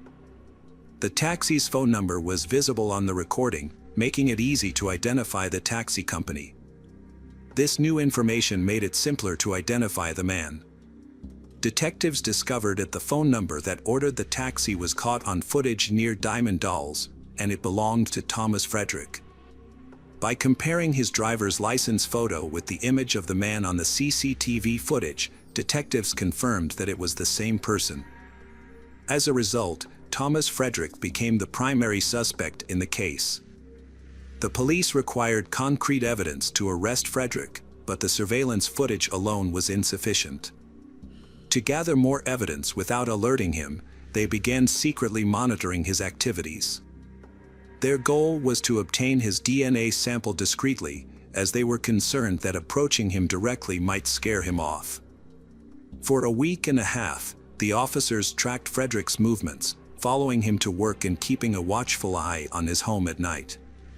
Their patience eventually paid off when Frederick discarded a cigarette butt on the road. The officers collected the butt and sent it to a laboratory for DNA analysis. The purpose of the test was to determine if Frederick's DNA matched the samples found at the residence of Adrienne Robert. While waiting for the test results, the police continued to secretly monitor Frederick, as they suspected he might attempt to leave the state at any moment.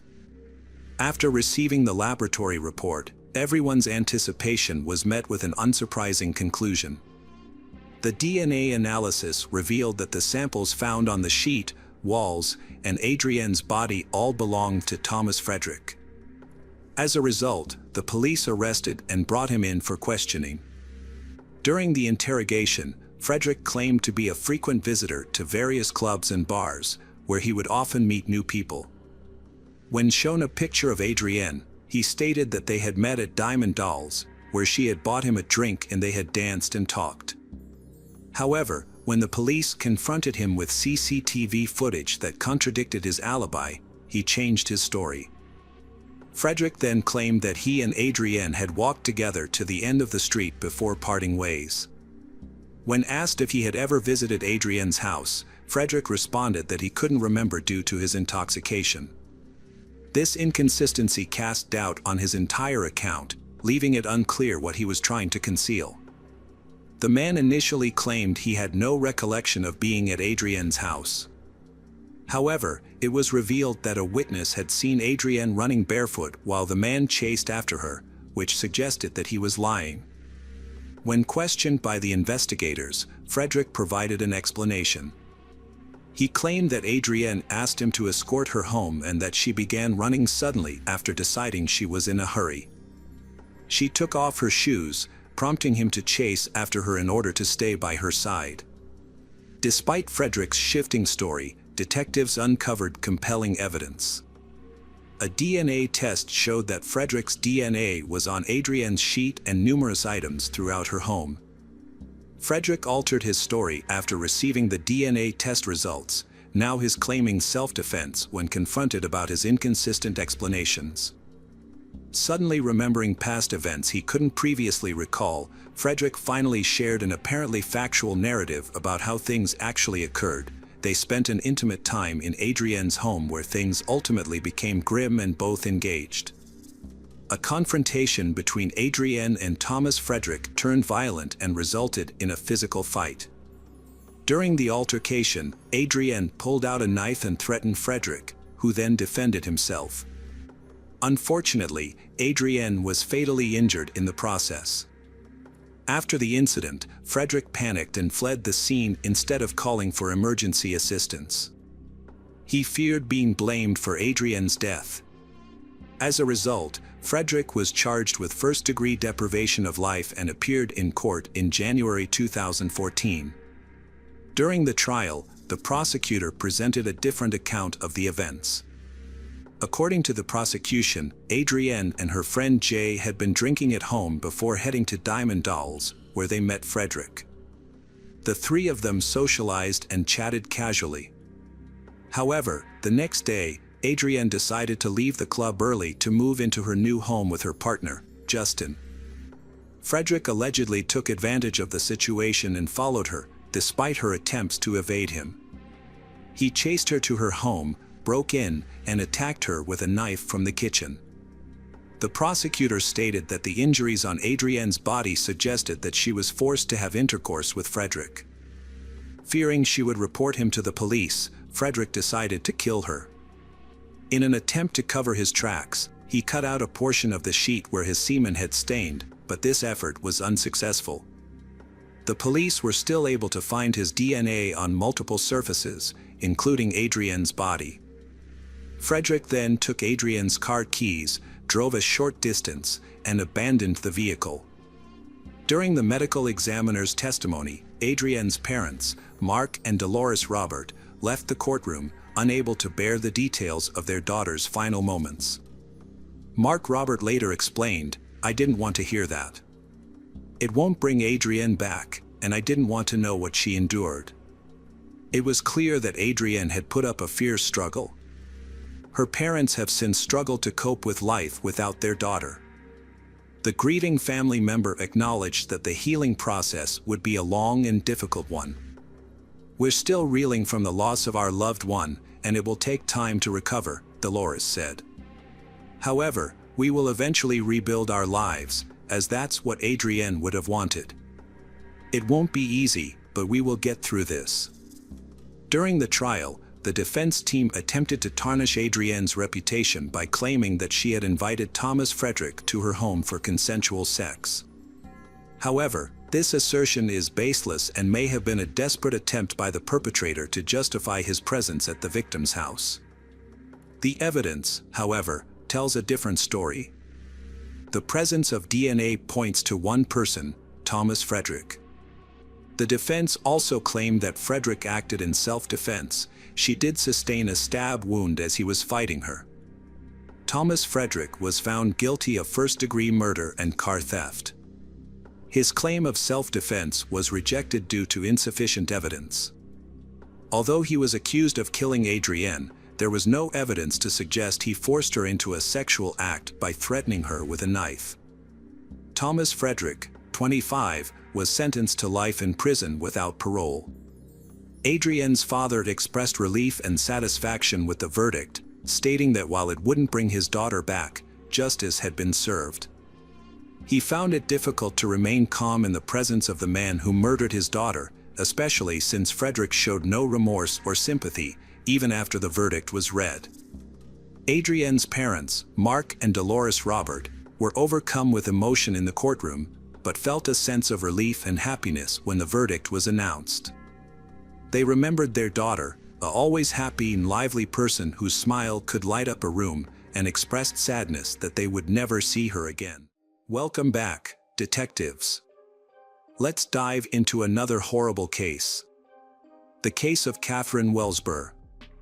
Catherine Wells Burr was born in 1989 in the United Kingdom to parents Phil and Jane Wells Burr. She has an older sister named Lynn. In the summer of 2010, Catherine met Rafael Novak, a 31-year-old co-worker, on a university break while working on a new vacuum cleaner production line. Rafael was an immigrant from Poland with a previous marriage and a son, had moved to England 4 years earlier seeking a better life. Rafael and Catherine started dating, initially meeting for lunch at the production site cafe, but soon progressing to romantic dinners. Rafael showered Catherine with gifts, took Catherine to movies, and went on walks with Catherine. As their relationship deepened, Rafael shared his past and reasons for moving to the UK with Catherine. Rafael's trustworthy nature allows her to open up completely to him. Within a few months, Catherine introduced Rafael to her parents, who welcomed him into their family and hoped for Rafael and Catherine's future happiness. Soon, Rafael and Catherine began planning their wedding. Catherine graduated with honors from Bath Spa University in 2011 and secured a promising job as a business analyst at Pneumatic International, the manufacturer of Henry vacuum cleaners. Her career progressed quickly, helping her have good job opportunities. Catherine is smart, highly educated, and has good interaction skills with others. She shows genuine interest in her co-workers' problems and cares for those around her. Her kind demeanor and radiant smile have earned her the admiration of her colleagues, who view her as a young leader. Catherine's career was advancing swiftly, and her substantial earnings, combined with those of her partner Rafael, allowed them to purchase a spacious home with a terrace in Willow Way. Although they were financially secure, they opted to take out a mortgage, securing insurance coverage as per their agreement with the bank. With their youth, successful careers, and love for each other, it seemed they had all the ingredients for happiness. However, the fateful day of September 12, 2012, marked a turning point in their lives, changing everything forever. On September 12, 2012, Orlando, a local resident, was driving home after a night shift at the gas station. He is in a hurry to take his daughter Maria to kindergarten as he promised his wife. While driving, he noticed black smoke coming from a nearby parking lot after turning a sharp corner. Smoke billowed from a car engulfed in flames. Orlando stopped and tried to get a closer look but couldn't due to the intense fire. When firefighters arrived 4 minutes later, the car was completely burned out. The police cordoned off the area to keep onlookers away. The location was relatively deserted due to the early hour, and there were no witnesses to the incident. Upon investigation, a charred body was found. The police needed to identify the victim and determine the cause of death. There were no signs of a car accident or any evidence of another vehicle being involved. The police initially suspected that the car may have caught fire due to a malfunction or self-ignition. A thorough investigation was conducted, involving multiple expert analyses. The remains were sent to a forensic laboratory to determine the identity and cause of death. The police also examined fragments of the burned vehicle to identify any malfunctions and establish the cause of the fire. The police began by checking the missing persons database and recent reports of disappearances. They quickly identified the deceased as 23-year-old Catherine Wells Barr. On the same day, Rafael Novak filed a missing persons report for his girlfriend, Catherine. According to Rafael, he left for work at 5:30 a.m. while Catherine was still asleep. When she failed to show up for work, and Rafael couldn't find her at any of her relatives' homes, he contacted the police. The investigation involved interviewing the victim's family, including her parents and sister, as well as Rafael, her colleagues, and friends. By gathering information about the last days and years of Catherine's life, the police were able to reconstruct the events leading up to her tragic death. The investigation into Catherine's disappearance continued to uncover shocking details about her life with Rafael. As the truth began to emerge, it became clear that their relationship had been built on lies from the start. Rafael, a 29-year-old man from Poland, had left his wife and child behind to escape his debts. He moved to the UK, where he met Anna Levick, with whom he had a long-term relationship starting in 2008. When Rafael met Catherine, he initially maintained relationships with both women. However, he eventually chose Catherine, believing she offered more stability and financial security. Catherine, unaware of Rafael's true intentions, genuinely desired a happy marriage and family with him. Meanwhile, Rafael was secretly planning to kill Catherine, intending to use the life insurance payout and the large house they shared to fund a new life with his mistress, Anna. The murder was carefully planned and executed with exceptional cruelty. On the day Catherine went missing, Rafael waited a few hours before reporting her disappearance to her boss, pretending to be frantically worried about her whereabouts. He feigned panic and despair in front of Catherine's colleagues and relatives, claiming she had been receiving threatening letters from a mentally unstable admirer. When Catherine's car was found missing and she was not at her parents' home or her own, Rafael's fake concern led Catherine's family to contact the police. Rafael recounted that the evening before her disappearance had been normal evening. Rafael and Catherine went for a walk, bought groceries, had dinner, watched TV, and went to bed together. Catherine seemed calm. However, a thorough investigation revealed that her death occurred earlier. She was strangled around 2 a.m., likely in her own bed while asleep. Her body was placed in the car, driven a short distance, and set on fire to destroy evidence. Rafael Novak had a solid alibi, as he was at work from 5:30 a.m. He claimed Catherine was asleep in bed when he left. The burning car was discovered between 6 and 7 a.m. However, Raffel was still at home at 1:30 a.m., which significantly altered the case's direction. As a result, Raffel Novak became the prime suspect in Catherine Wells Burr's murder. The evidence allowed for Raffel to be detained pending further investigation. Raffel claimed that Catherine was being stalked, which had caused her significant distress. However, during the investigation, it was discovered that Catherine had a secret online life. She had accounts on several adult websites, where she shared intimate photos and engaged in flirtatious conversations with men. A letter from a secret admirer was also found. Despite attempts to mislead the investigation, evidence was uncovered that proved Raffel's direct involvement in Catherine's demise. Notably, Raffel had a motive to kill Catherine. Investigators found that he had been in continuous communication with Anna Legwinowicz, and they had met regularly over the past few months. Furthermore, it was discovered that Raffel had a financial motive. Shortly before Catherine's death, they had both taken out life insurance policies worth £123,000. Raffel and Catherine were the sole beneficiaries of each other's policies, meaning they would receive the payouts in the event of the other's death. The main motive behind Catherine's death and the burning of her car to mislead the investigation was found to be a large life insurance payout. On the day she went missing, Catherine sent a message to Anna's phone. Additionally, security cameras showed Anna and her uncle filling a gas can at a gas station a few days before the crime. This new information brought a third person into the investigation. Anna Legwinowicz, 32, and her uncle, Tadeusz Dimitrison, 38, along with Raffel Novak, are suspected of being accomplices in a premeditated crime and arson to cover up evidence.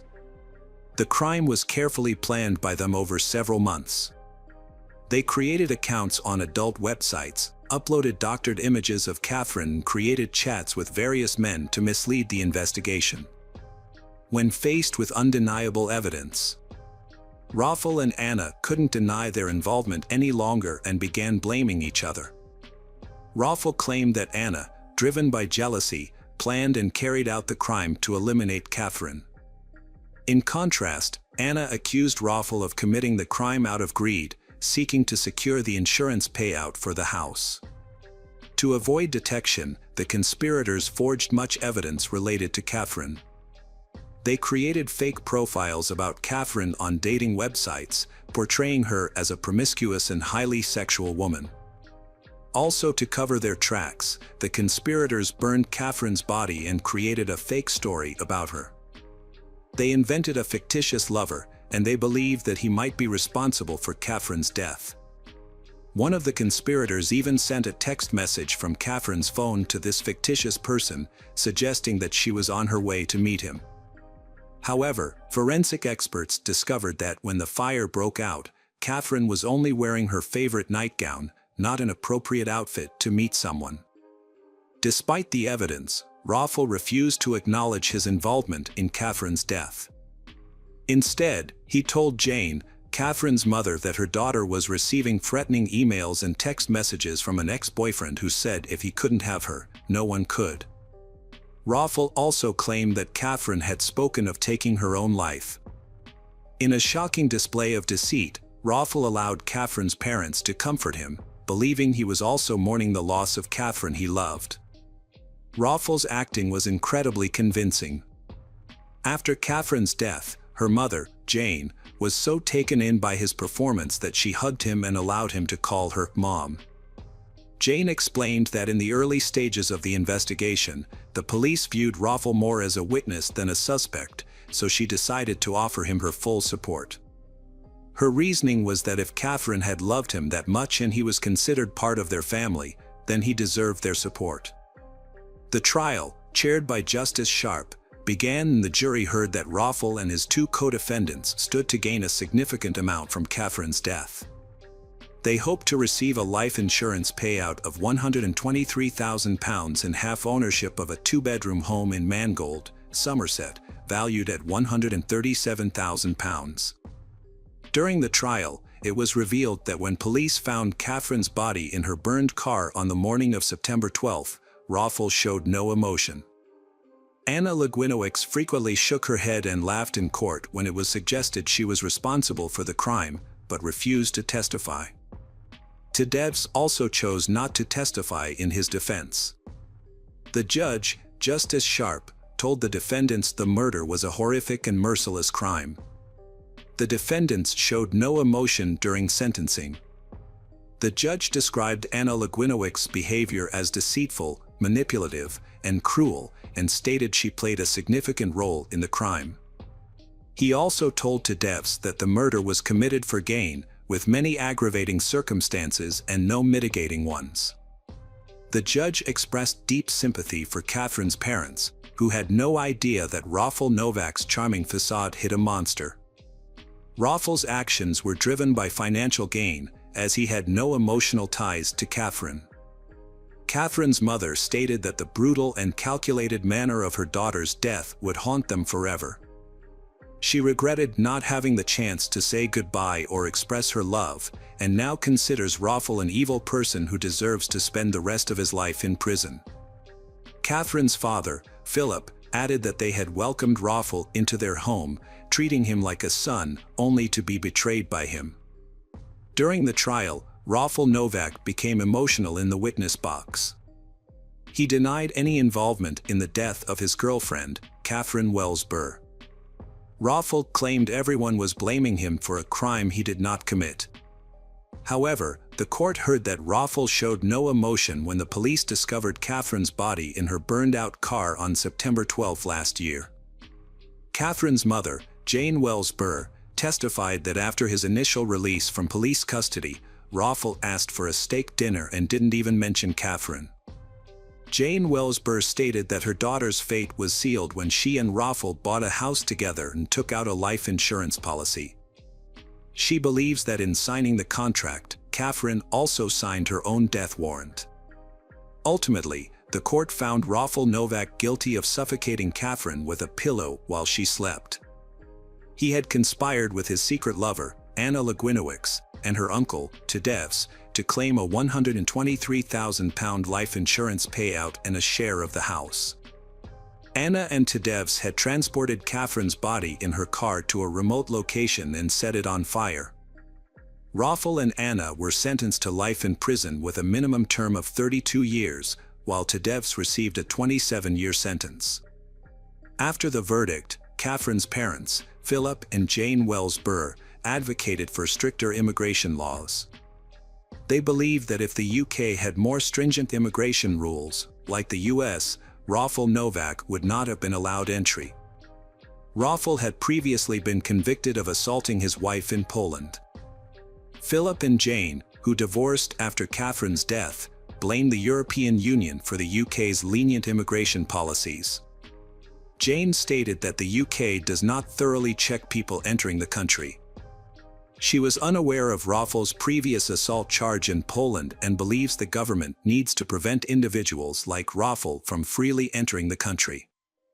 Following the verdict, Catherine's mother paid tribute to her daughter, describing her as a beautiful, determined, and hard-working individual who earned a first-class degree from the University of Bath Spa. Catherine's family expressed their devastation and loss, stating they were proud of her accomplishments and had no idea how to move forward without her. They believed she had great potential and a promising life ahead, but it was cruelly taken away from her and her loved ones. Hi there, investigators. It's time to uncover the truth behind another case. The case of Lin family. Min Lin and Yun Lin's romance began in the late 1980s when they met at an Australian university. They both came from China and had moved to Australia to further their studies. Min had completed her bachelor's degree and was doing an internship, while Yun participated in a student exchange program. They met each other after meeting accidentally in the university hallway. After graduating, they got married and settled in North Epping, Sydney, where their love continued to grow into a strong, close-knit family. Min and Yun had their first child, Brenda Lin, in August 1994. She was mostly known as Brenda. Their son, Henry, was born in 1997, and their youngest child, Terry, was born in 2000. At the start of the 2000s, Min and Yun decided to start a business, opening a small newsroom. Through their hard work, it became a successful news agency with a publishing arm on Rose Street. The Lin family's business success had brought them economic security. A spacious house, a luxury car, and good education for their children. Min had handled business affairs, while Yun had focused on taking care of their home and children. Neighbors had respected the Lin family for their hard work and kindness. As parents, Min and Yun had been appreciated for their care and love for their children. They had never quarreled, their children had been very obedient and close-knit.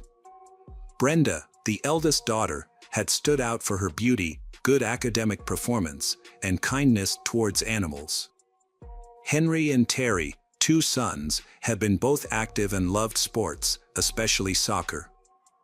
As the Lin family had settled into life in Australia and their assets had increased, they had begun bringing relatives from China to live with them. In the early 2000s, Min's parents had been the first to move to North Epping and had helped with childcare.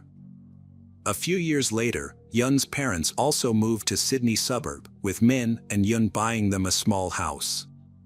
Yun's sister, Irene, came to live with the Lin family, assisting with household chores and the children.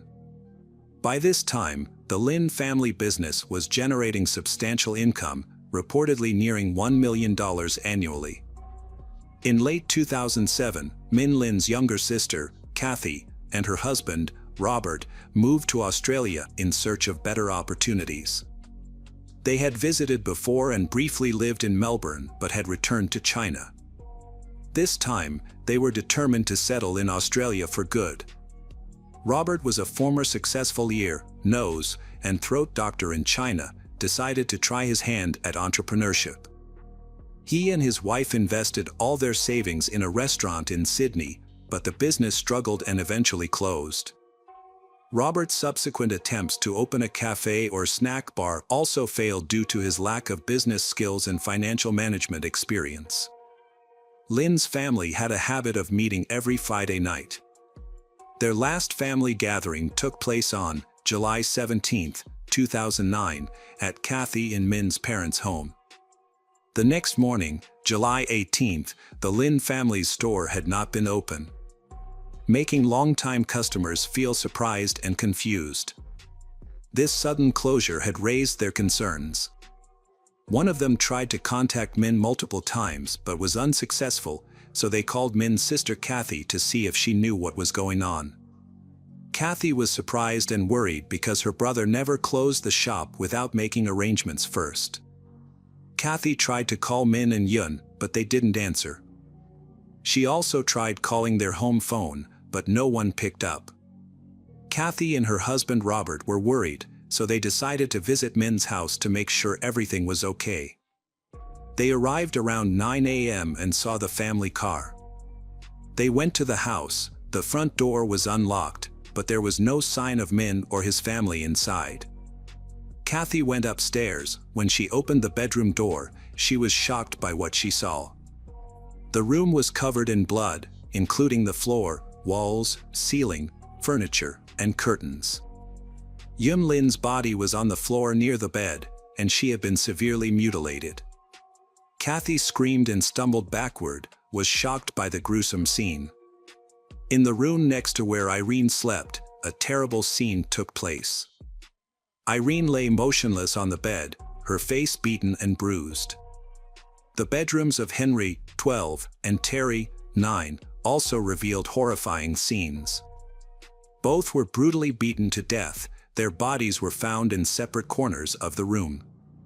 Min Lin's body was found in his bedroom, covered with a blanket soaked in blood. He was killed in the same way as his family. It seems he was the first victim, followed by his wife, her sister, and then the two boys. Kathy immediately contacted emergency services. After Kathy's urgent call, Robert left to fetch the Lin's parents, who lived about 10 kilometers from the crime scene. Police and paramedics arrived quickly, encountering what they described as one of the most horrific crime scenes they had witnessed. Tragically, the Lin family members were all killed. Each person died from multiple blows to the head with a heavy blunt object similar to a hammer. However, the crime weapon was not found at the scene. The initial examination of the crime scene did not reveal any important clues. The killer did not leave the murder weapon behind, and they did not take any valuables or money. This suggests that the main goal was to kill the Lin family, not to steal from them. At first, investigators thought there might be multiple attackers because it seemed unlikely that one person could overpower so many people. However, evidence showed that the children were awake during the attack and tried to escape. There were blood stains and splatters throughout the house. Oddly, all adult victims had head injuries and showed signs of strangulation. Investigators found identical bloody shoe prints in each room with a tread pattern. Although they could not identify the shoe brand, they determined the shoe size. No fingerprints were found, suggesting the killers wore gloves. Initially, the police had no leads or theories about the perpetrator's identity. Friends and neighbors of the Lin family all said that the family had no known enemies, making the motive for the brutal massacre unclear. The attack occurred between midnight and 3 a.m. on July 18th. Brenda Lin, the eldest child and now sole survivor of the Lin family, was attending school in New Caledonia at the time of the tragedy. She learned about the incident through social media and initially did not believe it was related to her family, but the truth devastated her. Brenda soon received a call from her Aunt Kathy, who tearfully confirmed the devastating news. Brenda was immediately flown back to Sydney, where Kathy and Robert met her at the airport. She then moved in with them, as her family's home was closed off as a crime scene. The following day, Brenda was taken to the police station, overcome with grief, to be questioned. However, she had no new information to share, stressing that her family had no enemies and hadn't noticed anything unusual before her trip.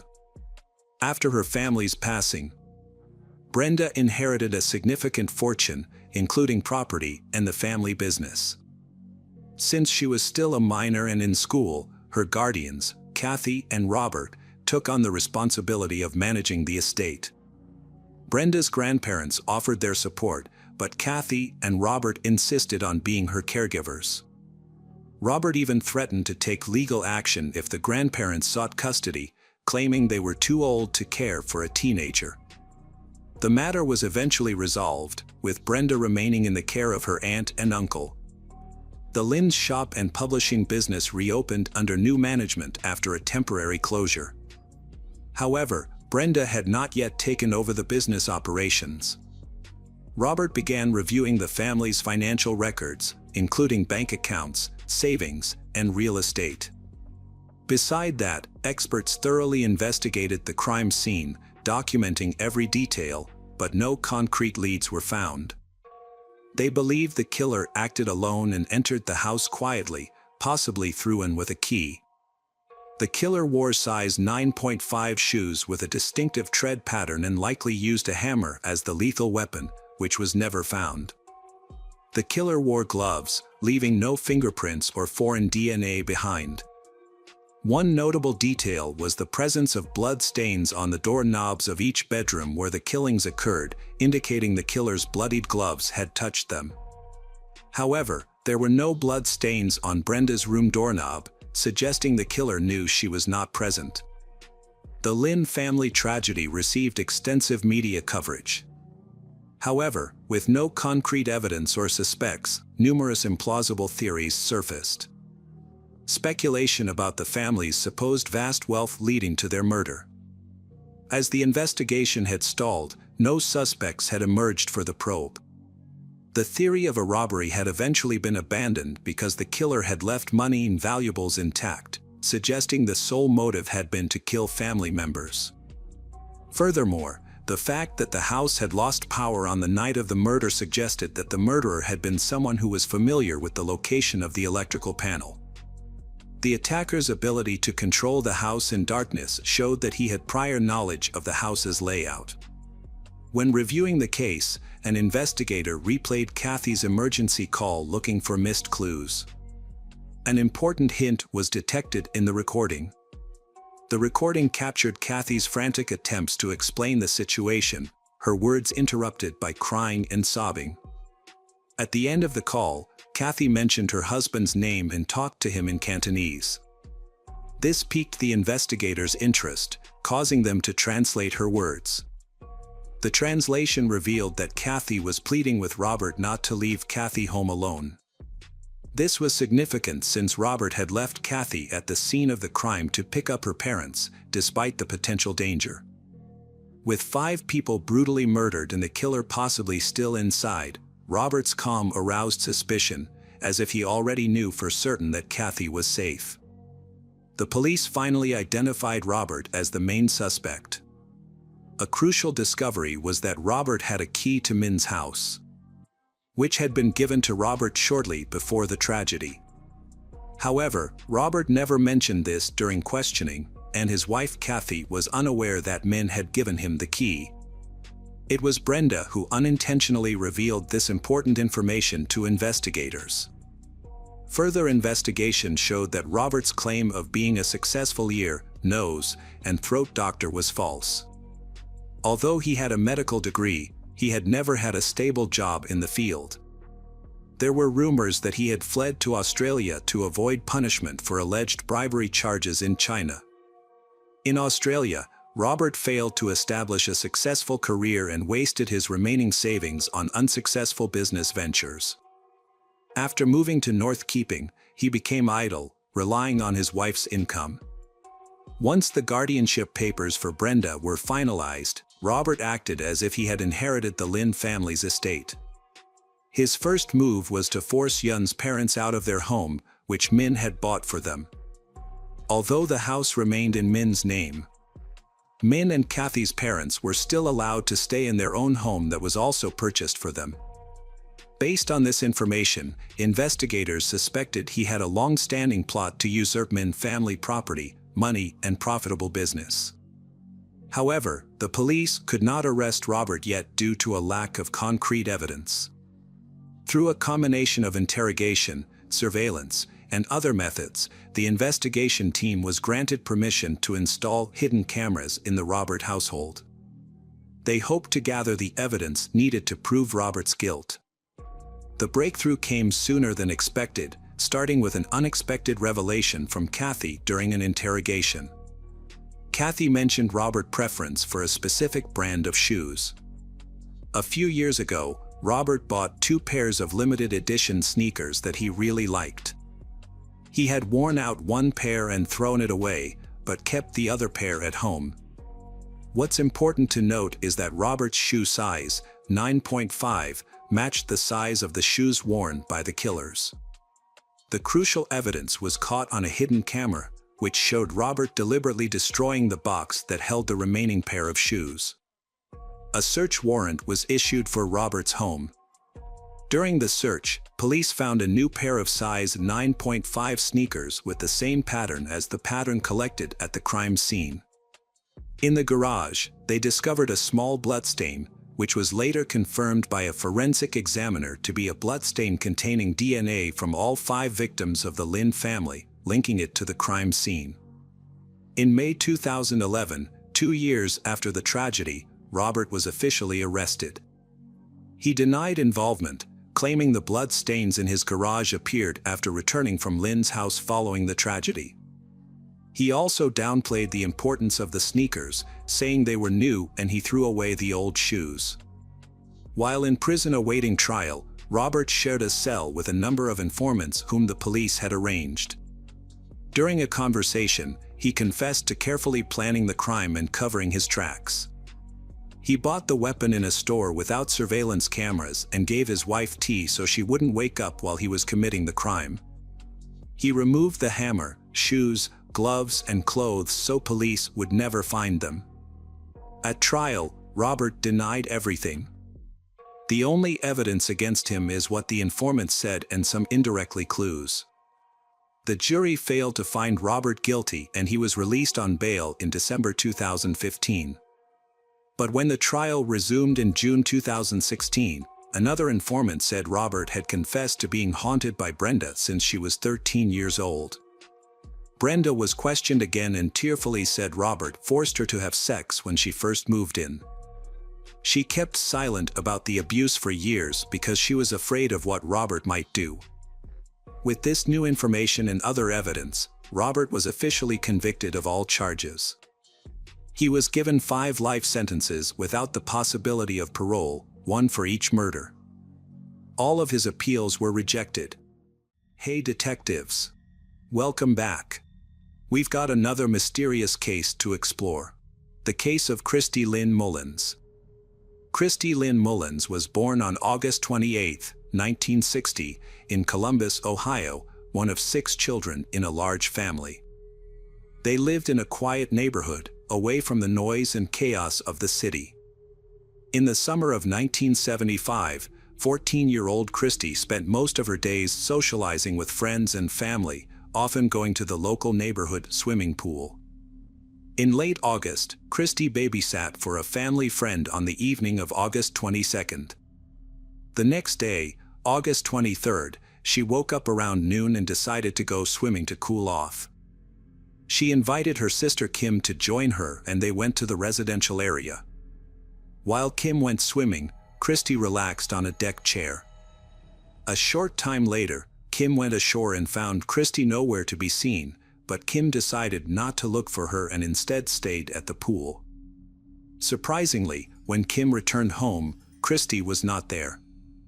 Hours passed and Christy still hadn't come home. Kim became even more worried. She decided to look for Christy and ran into a neighbor who told her that the police had found the body of a young woman a few miles away, but they had not been able to identify it. Kim rushed home to tell her parents, who immediately called the police to report Christy missing. It was very likely that the body found belonged to Christy, so the police directed them to the morgue for identification. Although it was difficult to recognize the identity of the body due to the severely bruised face, Christy's mother eventually accepted that the body was Christy's, her beloved daughter, thanks to the birthmark on her leg. Police later explained to the family what had happened. It turned out that at about 2:30 p.m. that same day, a man reported finding a body in the woods behind the local shopping center. He, his wife, and son had gone there to buy toys, but before entering the store, their son wanted to take a walk on the trail behind the building. This path was a popular walking path leading to a river and the area was famous for its beauty. Together with his parents, the son went for a walk on this trail. During their hike, they came across a disturbing scene about 10 yards down the trail. A man was kneeling on top of someone and repeatedly beating him with a wooden object. When he saw the family, he immediately ran away. The father rushed to the scene and found a seriously injured little girl covered in blood. His wife, who had medical training, checked the victim's pulse, but there was none. The father quickly went to a nearby shopping center and called the police from a store. He and his wife provided investigators with a detailed description of the suspect, who was a tall, slim young man with long black hair, wearing jeans shorts and boots, about 20 years old. Police created a sketch of the suspect based on their description and distributed it to patrol officers. However, the investigation of the crime scene yielded no results. The wooden object used as the murder weapon was found, but they discovered no other evidence linking the perpetrator. Notably, the victim's hands were tied with a telephone cord and her bikini top was pulled down. Her t-shirt and shoes were found next to her body. Despite these signs, forensic experts found no evidence that a sexual assault had occurred. Luckily, detectives were able to continue their investigation thanks to new information from Kim, who told them about a conversation between Christy and a friend, Carol. The police summoned Carol. Carol recounted to police a suspicious phone call she had received from a stranger claiming to be a local DJ.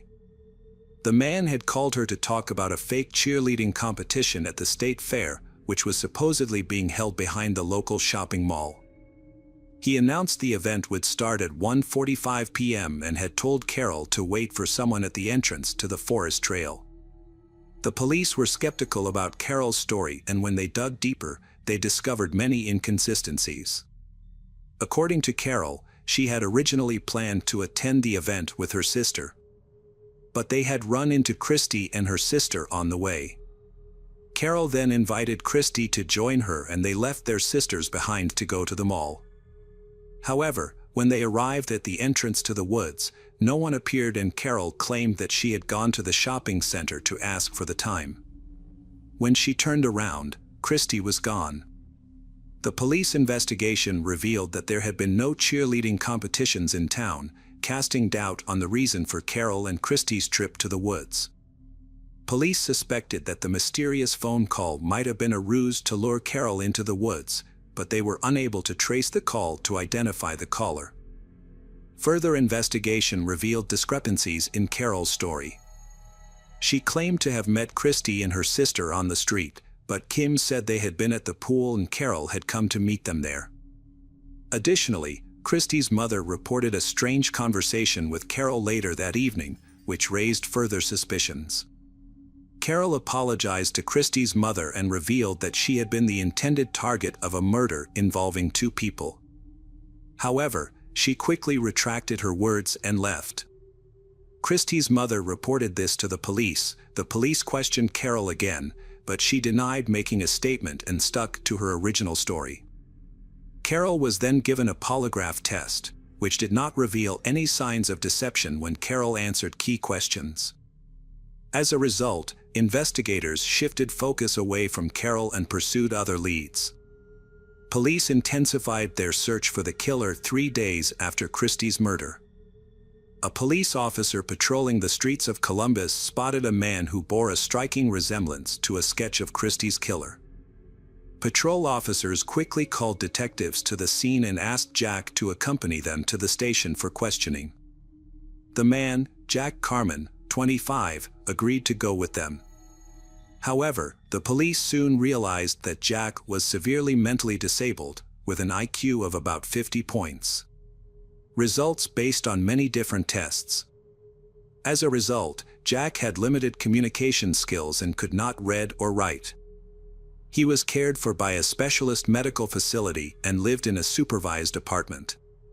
Despite these challenges, detectives could not ignore the striking resemblance between Jack and the composite sketch of the suspect in Christy's case. The interrogation process was extremely difficult due to Jack's limited ability to understand and answer questions. Most of the time, he just answered with one word or stayed silent. The detectives began to question whether Jack was capable of fully understanding their questions. To improve the situation, they had to ask very simple and specific questions. After 6 hours of questioning, detectives were finally starting to get results. They were finally able to extract a confession from Jack. According to his testimony, on the day in question he had left his apartment, taken the bus to the shopping center and bought a shirt and pants. As Jack walked through the parking lot, he saw Christy sitting on a fence near the entrance to a wooded trail. He approached her, tied her up by tying her hands, and then dragged her into the woods where he carried out the assault. After the attack, Christy tried to run away, but Jack quickly caught up with her. He picked up a nearby piece of wood and repeatedly hit her in the head. Jack then ran to the main road in front of the shopping center and boarded the bus. The next day, police took Jack to the forest where he allegedly committed the crime. There, he pointed out the exact spot and provided specific details that only the perpetrator would know, including the fact that the piece of wood used to strike the victim broke in half.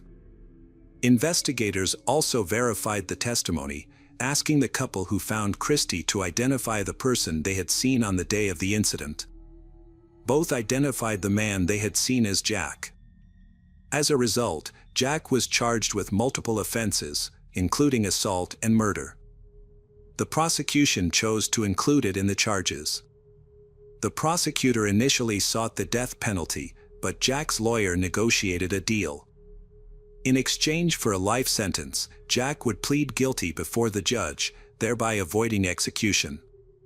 The case moved swiftly, with thousands of people following. Just 11 days after the murder, on September 3rd, Jack was sentenced to life in prison. However, after the trial, public opinion began to shift, and many people started to question Jack's guilt. As more details about his confession and his background emerged in the media, people began to wonder whether he was truly capable of committing such a heinous crime. Those who knew Jack found it hard to believe that he was capable of the crime. He was a passive, timid, and compliant person who would agree to anything if pushed hard enough. In the past, he had even taken the blame for something he didn't do, like the time he claimed responsibility for breaking a boiler at a charity center, when in fact someone else was to blame. This behavior raised doubts about his ability to make a genuine confession to the crime. His supporters felt that the police must have manipulated him into confessing by feeding him information and asking pressured questions. For instance, if the police asked him if he hit the victim with a piece of wood, and he answered yes, they could use that as a confession. However, this approach can be unreliable, especially considering Jack's tendency to confess to anything when under threat. Even the mention of the electric chair was enough to make him agree to whatever the detectives wanted. Furthermore, the police took Jack to the crime scene at the same time as the witnesses, a married couple who later identified him at the police station. This raised concerns that the witnesses had been biased, as they had already seen Jack and knew he was a suspect, despite the police's claims that they never crossed paths. There were several red flags surrounding Jack's alleged involvement in the crime. For instance, the police failed to locate the bus driver or any passengers who claimed to have seen Jack on his way to the city center, which contradicted his own statement. Moreover, multiple people at the charity organization building where Jack lived and worked said to have seen him at around 1:30 p.m. This created a major timing issue. Even if Jack had left immediately after being seen by these witnesses, the bus ride to the shopping center on the outskirts of town would have taken at least 40 minutes. Given the crime was committed at 1:50 p.m., it was logistically impossible for Jack to have made it on time. This cast serious doubts about Jack's guilt and raised suspicions that the police may have coerced his confession. Christie's parents, too, began questioning whether Jack was the true culprit. At the height of the controversy, approximately 70 individuals gathered in front of City Hall on September 9th to draw attention to the case and advocate for a comprehensive investigation. They established a public committee aimed at securing justice for Jack. As a result, Jack was assigned a new lawyer, who swiftly petitioned for a case review. After several months, a judge dismissed Jack's original confession and ordered a new trial, putting the onus on the prosecution to establish his guilt from the beginning. This marked a daunting challenge for the prosecution, making their case almost unviable. Norman Mills, Christie's father, began his own investigation while preparations for the new trial were underway. Dissatisfied with the way the detectives had worked, Norman took matters into his own hands. Immediately after the murder, Norman and several neighbors searched the area where Christie was found. They discovered a bloody pair of jean shorts and men's underwear in the woods. They turned the items over to the police, who had initially missed them. It was unclear whether these items were related to the case or if they had been examined for evidence. Jack's new trial began in 1977, 2 years after the murder. The defense had two tasks: first and foremost, to prove Jack's innocence and also to try to identify the real killer. In fact, they already had a pretty strong candidate for the role, who they considered to be the prime suspect. The man who found Christ's body along with his wife was Henry Newell, who was 25 years old at the time of the murder. At the beginning of the trial, Jack's lawyers had amassed an impressive list of reasons to suspect Henry of murder, and during the trial, the list grew even longer. Initially, Henry attracted attention because of his criminal record. Beginning in his teenage years, he had been arrested multiple times for various crimes, serving 3 prison sentences. He had successfully escaped from prison twice before being captured and brought back. At the time of Jack's trial, he was serving his 4th sentence, this time for burning down a house to collect insurance money. Lawyers also reviewed evidence from Christ's case and found some very suspicious details in his testimony. Henry said he had found her body, ran over, and threw a bloody piece of wood aside. He explained this by saying that he was in a state of shock at the time. But acting like that still seemed odd. Why did he pick up the murder weapon and throw it from his body for no apparent reason? He also testified that he thought the girl was still alive, so he took off his shirt and pressed it to her face. This action also raised questions. Did he actually try to stop the bleeding, or was his shirt stained with blood during the murder, and he needed to justify it somehow? Jack's lawyer found a store clerk in the mall where Henry had run to call the police. She said he was not wearing a shirt but was wearing jean shorts, although by the time police arrived, he was wearing a different pair of pants. The employee also confirmed that Henry had a new bruise on his face, as if someone had hit him. When asked why she didn't immediately report this to the police, she said no one had asked her. The officers themselves should have noticed this bruising but ignored it. Henry also agreed to take a polygraph test, but he ended up vomiting right on the machine. Another witness was Henry's neighbor, who said that on the night of the murder, he had talked to Henry and noticed many new scratches on his hands. The man also mentioned seeing a telephone cord in Henry's garage that was the same color and shape as the cord used to tie the victim's hands. That's not all. The neighbor said that Henry had once told him a very strange story. He claimed to know Christ's 14-year-old friend Carol and that they had once swum naked together in the pool. This story shocked everyone involved in the case. It turned out that Henry was acquainted with Carol, who was also directly involved in the case. His wife, Pam, also testified in court, saying everything had happened exactly as they told police on the first day. They had gone to the mall, and their son wanted to go for a walk. They went into the woods and found the body. Pam added that up until that point, Henry had remained at home and only stepped outside for a few minutes to scare away neighborhood children who had begun throwing firecrackers into their yard. Carol also testified, saying she had never met Henry. She was also asked about her intentions in telling Christ's mother that things should not have escalated to this point, but Carol again claimed she did not remember saying anything like that. Henry himself repeated his story without any changes and insisted that he had nothing to do with the crime. One of the most important moments of the trial was the showing of the entire recording of Jack's interrogation. After watching it, it became clear to everyone that Jack had simply been forced to confirm the detective's words that he had committed murder. Jack barely said anything and didn't seem to fully understand what the police wanted from him. But that was not the most important moment of the trial. On the 5th day, another unexpected witness appeared. It was Bobby, Henry's stepson, and his testimony truly shocked everyone following the case. Bobby revealed that that day, Henry had indeed gone out of the house to chase away the children who had thrown firecrackers into the yard. When Henry returned home, his shirt and sandals were missing, and Henry had scars on his hands and face. Bobby was told by his parents that they would be going to the shopping center, but when they arrived, they instead took him on a walk in the woods behind the center. Bobby claims he never asked to go for a walk, which contradicts what his parents initially said. During the walk, they found Henry's torn sandal and then Christy's body. Bobby's mother instructed him not to tell anyone about what he saw. At the trial, Bobby's grandmother testified about a disturbing comment made by Henry during Christy's farewell ceremony.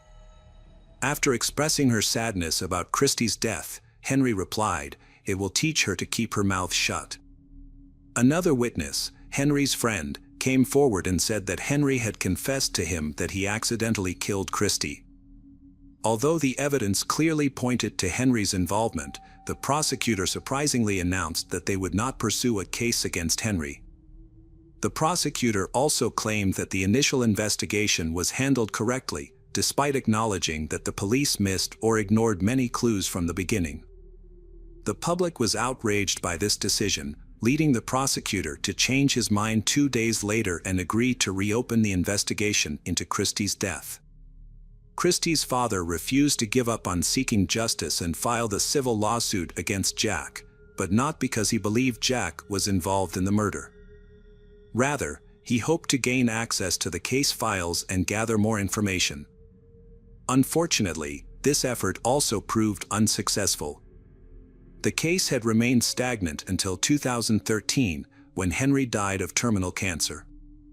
Despite this, in the same year, former attorney John Aller became interested in the case and conducted his own investigation. He contacted all parties involved in gathering new information. Christie's relatives had provided John with a box of records that Christie's father had collected. After reviewing the records and talking to dozens of people, John believed that Henry was the culprit behind Christie's murder. John's investigation revealed that Carol had bought marijuana from Henry, which made him suspect that Henry was involved in the crime. This new discovery created a possible connection between Henry and Carol, which could explain why Carol brought Christie to the forest. One theory is that Carol planned to meet Henry in the forest to buy an illegal substance. It's possible that Carol invited Christie along, using the DJ story as a cover. A more sinister explanation suggests that Carol brought Christie to the forest at Henry's request, intending for him to harm her. However, Christie resisted, as evidenced by Henry's injuries, and he ultimately killed her. When John took over the case, Henry had passed away from cancer at the age of 63. However, John continued his work and released a book about Christie's murder. The release of the book sparked a new wave of interest, and Christie's relatives demanded that the investigation be reopened. Some of Henry's relatives also confirmed that Henry was the one who killed the girl. This led to the reopening of the murder investigation in May 2014. Detectives re-examined the evidence, interviewed dozens of people, and reassessed Henry's confession. They re-examined Christie's clothes and found traces of semen, but they were too small for DNA analysis. The investigation lasted until late 2015, when detectives announced that Henry was the one who had committed the crime. But because he had passed away, the case could not go to court. The investigation ended with the conclusion that Henry had left home, gone to the road behind the shopping center, seen Christie alone, and decided to assault her with a telephone cord, taking her deep into the woods. Henry had attacked Christie, injuring her. Then he killed her with a piece of wood.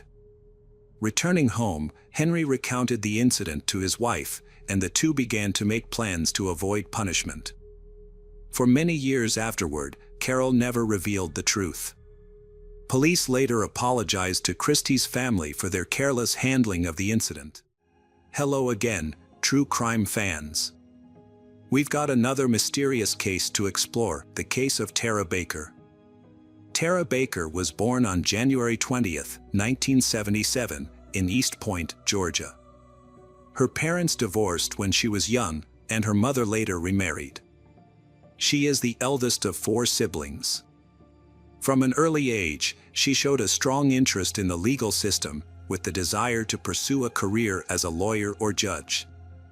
She would often engage in mock trials with her stuffed animals, create contracts with her relatives, and even write letters to politicians, including the President of the United States, to express her opinions. After high school, Tara attended Georgia College, where she earned 2 bachelor's degrees in just 3 years, graduating in 1999. She then enrolled at the University of Georgia, one of the top law schools in the country, located in Athens, a small town close to her parents' home. To avoid dorm life, Tara rented a house with 2 other university students, one of whom she knew from college. Tara worked at a prestigious law firm in downtown Athens, covering her expenses and gaining valuable experience in her future profession. In January 2001, Tara spent a lot of time studying at the university library. On the evening of January 18th, she went to the library to study with a friend. Her friend left the library around 7:30 p.m. Tara stayed behind, calling her friend at 9:46 p.m. to check if she had arrived home safely, mentioning that she would head home soon. The next day, around 6 p.m., Tara's mother, Virginia Baker, received a phone call from a woman who identified herself as a detective. The detective tells Virginia that they need her daughter Tara's fingerprints for their current investigation. Believing it was a prank, Virginia hung up, but her curiosity got the better of her. She decided to call the Athens police station to verify the call. Police said the caller was actually a forensic detective, and they further informed her that there had been a fire at Tara's home. The detective explained that they were trying to locate Tara, but so far, they had only found one of Tara's roommates, who had been out at the time of the fire. The other roommate was also missing, and investigators suspected that the unidentified body they found might be one of them. Virginia was desperate for information and asked the detective to describe the room where the body was found. The detective's response sent a chill down Tara's spine. The room was filled with Tara antique items, which she had spent years collecting. Virginia and her family immediately drove to Athens to see what was happening to their daughter, hoping that it was just a misunderstanding and that Tara was safe. Upon arriving at the police station, they were forced to wait for several hours without receiving any updates. Eventually, a detective emerged and delivered the devastating news. The body found in the house was indeed Tara's, and her death was a result of murder, not the fire.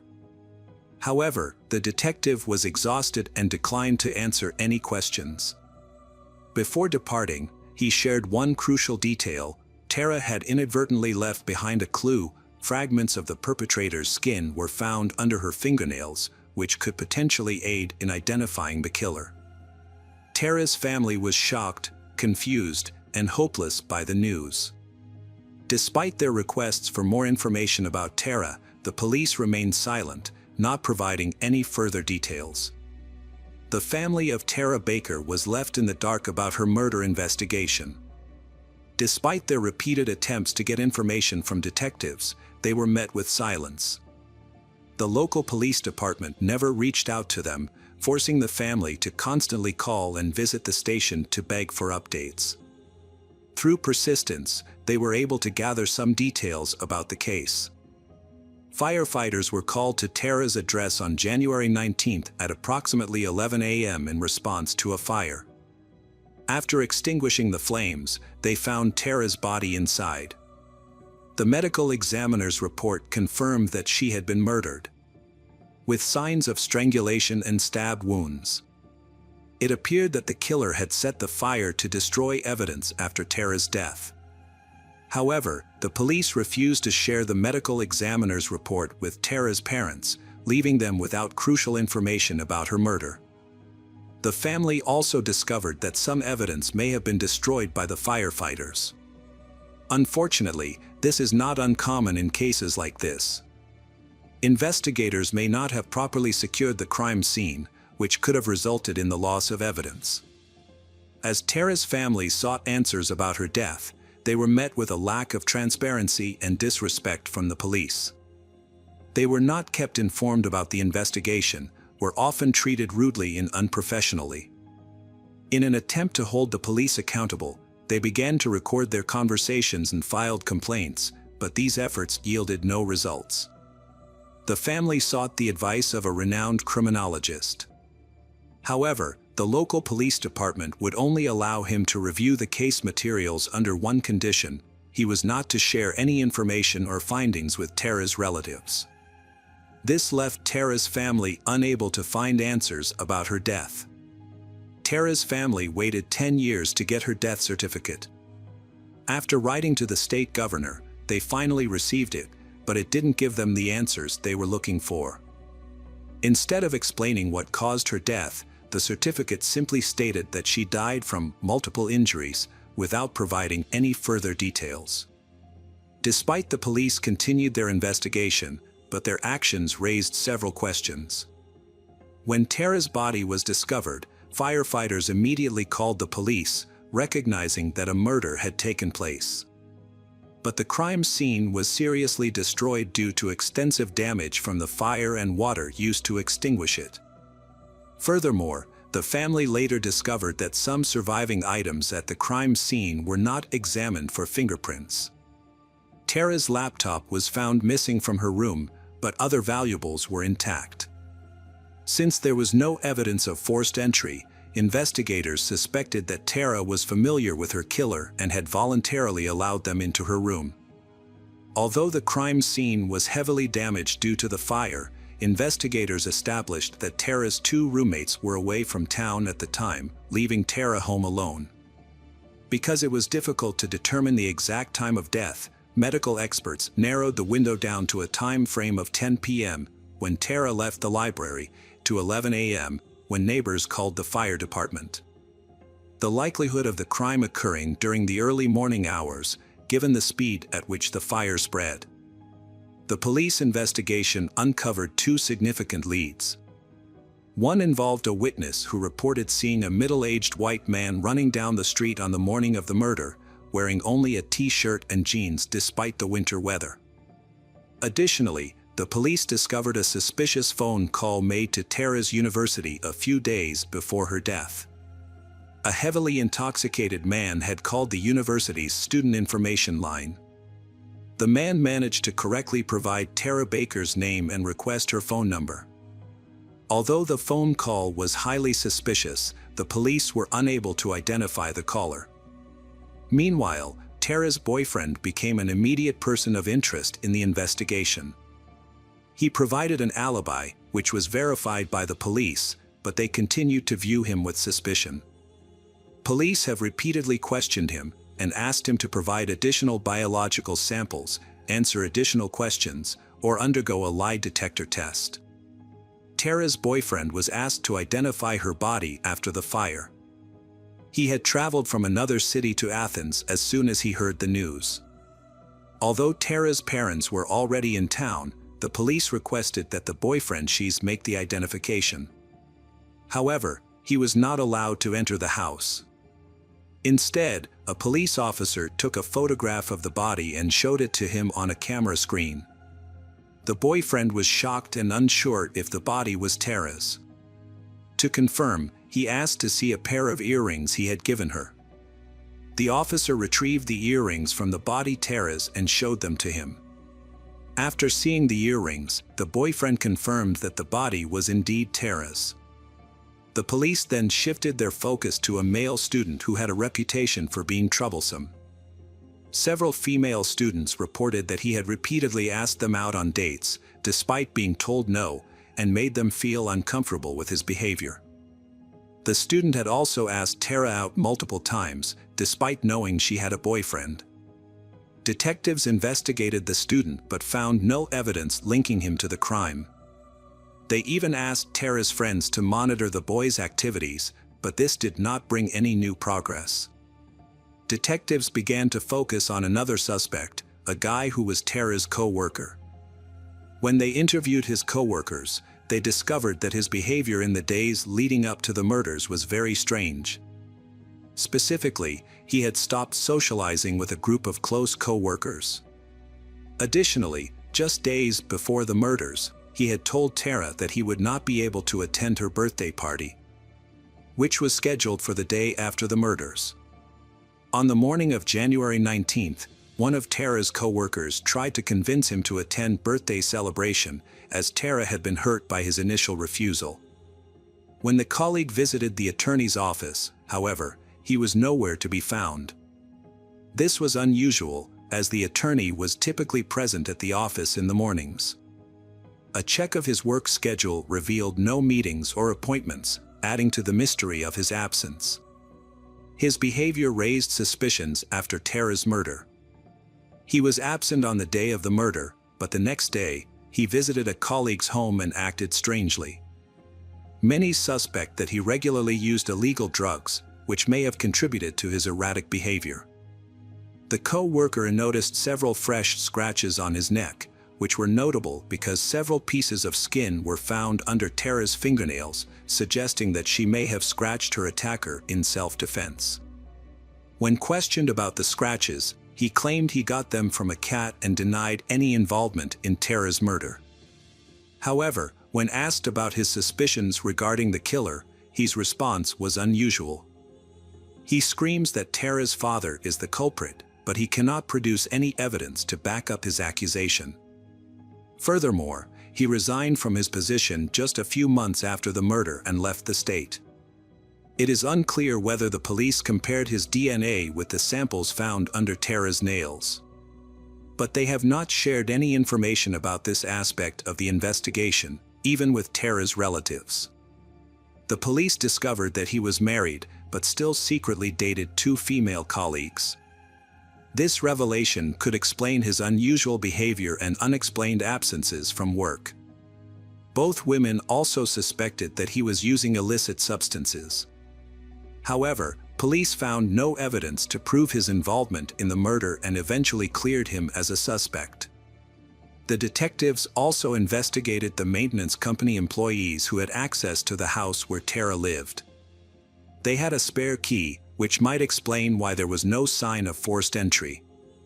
Unfortunately, this lead also yielded no results. Since then, the case has had no new clues. The police continue to search for new suspects and witnesses, but they are keeping many details about their investigation under wraps to avoid it being undermined. The investigation into Tara's murder continued over the years, with several new leads emerging, but it did not yield any results for the investigation.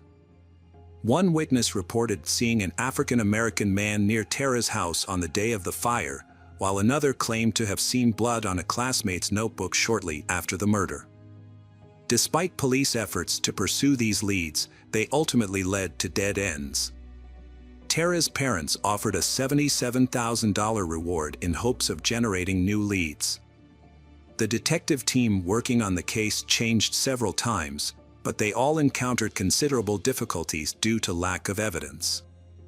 The fire in Tara's room burned most of the evidence, leaving the police with few clues to investigate. 19 years after Tara's murder, a podcast about her case was released, generating renewed interest and attention. The podcast gathered information from Tara's family and individuals connected to the case, re-examining the evidence and helped reinvestigate the case. The police department took notice of the podcast, leading to better cooperation between detectives and Tara's family. For several months, detectives reviewed all available information and evidence, using modern DNA analysis tools to re-examine the evidence. Their efforts paid off on May 13, 2024, when police announced that they had finally arrested the perpetrator, 23 years after the murder. The suspect, Edric Lamont Faust, 48, was arrested, but police did not reveal how they identified the suspect, citing the need to keep some information secret to protect ongoing legal proceedings.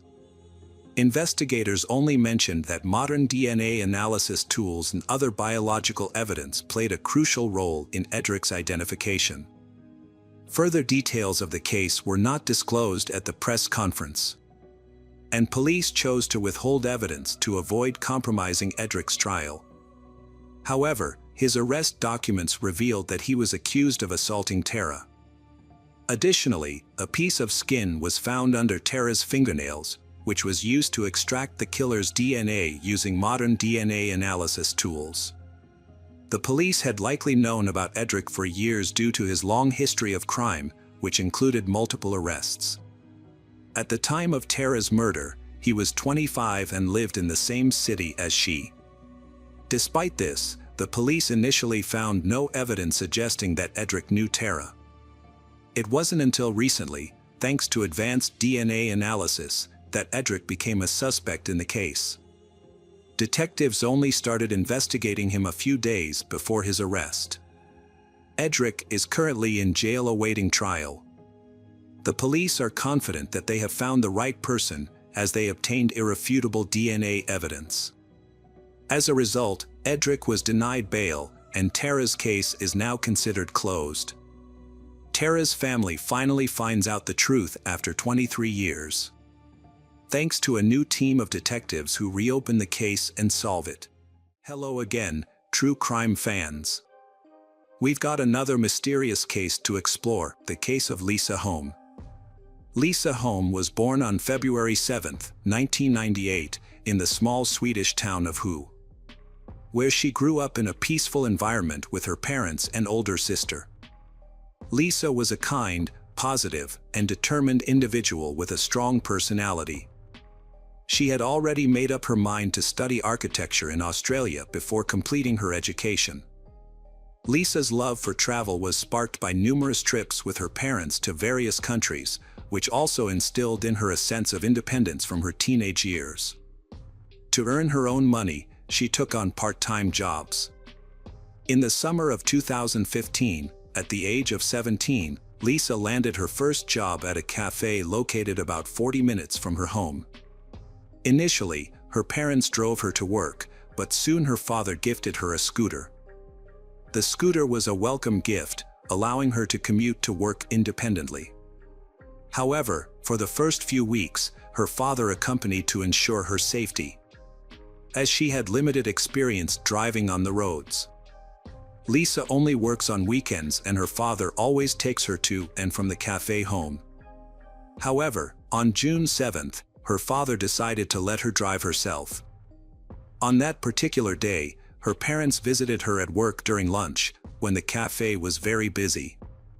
They had a quick snack together before returning home. Later that day, at 6:23, Lisa sent her father a text saying she was leaving work. 3 minutes later, he received a call from her, but there was no answer when he picked up. He heard a soft voice over the phone, and the sound of a car door closing, leading him to believe that Lisa had accidentally dialed his number while talking to a coworker. Despite calling out her name several times, he got no response and eventually ended the call, expecting her to arrive home soon. However, as the minutes ticked by, Lisa failed to show up, causing her parents to grow increasingly worried. It was her first time driving the scooter alone, and her father was deeply concerned for her safety. He attempted to call her multiple times, but her phone was turned off. After a few more minutes of waiting, Lisa's father decided to drive along the route she would have taken, hoping to meet her along the way. He drove slowly, scanning the road for any sign of her, fearing she might have been in an accident. Despite his efforts, there was no sign of Lisa. The man arrived at the cafe where his daughter Lisa worked, but she wasn't there. However, her scooter was parked outside, which initially calmed his nerves. But upon closer inspection, he noticed her scooter keys were still in the ignition and her helmet was hanging from the handle. This discovery raised his concerns, as Lisa would never leave her scooter unattended. Around the same time, Lisa's mother contacted the cafe owner, hoping to get some information about her daughter's whereabouts. The cafe owner claimed to be unaware of Lisa's location and explained that she had spoken to her employees earlier, who said they were closing the cafe. The cafe owner then drove to the cafe and met up with Lisa's father. Together, they began searching the cafe and its surroundings. The cafe owner also enlisted the help of 4 friends who lived nearby. As the search continued, Lisa's mother and older sister checked the bus schedule, thinking it was possible that Lisa might have taken the bus instead of her scooter. They drove to the bus stop in their town, but unfortunately, Lisa was not on the bus. Despite their efforts, Lisa's family was still unable to find her, and their concerns continued to grow. Lisa's relatives quickly contacted the police after realizing she was missing. It was nearly 1 p.m. Police quickly conducted an extensive search. A crucial discovery was Lisa's scooter, which was left in the parking lot with the keys still in it, leading the police to suspect she might have been abducted. Abductions are extremely rare in Sweden, particularly in Lisa's rural hometown, so the police responded swiftly by deploying multiple search teams with dogs and having officers canvass every nearby house. As news of Lisa's disappearance spread, her classmates and friends took to social media to raise awareness and potentially gather witness accounts.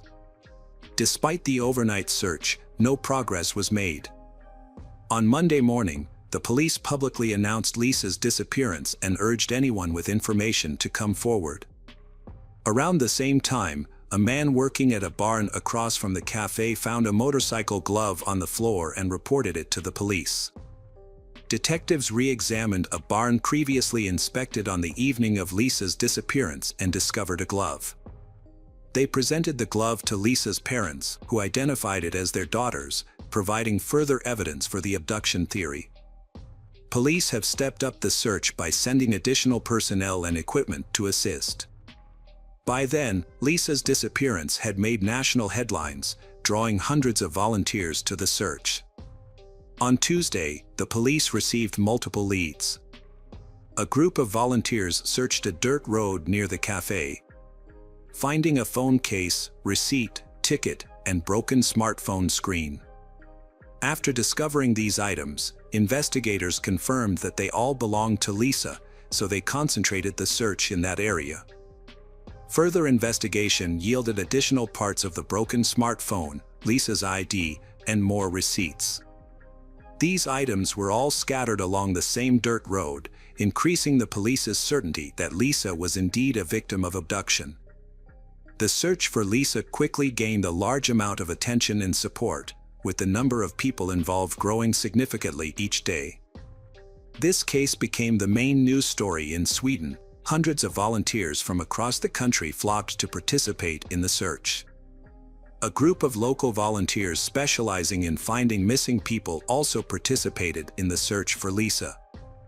This made Lisa's search operation the largest in Sweden's modern history, with over 1,000 people involved.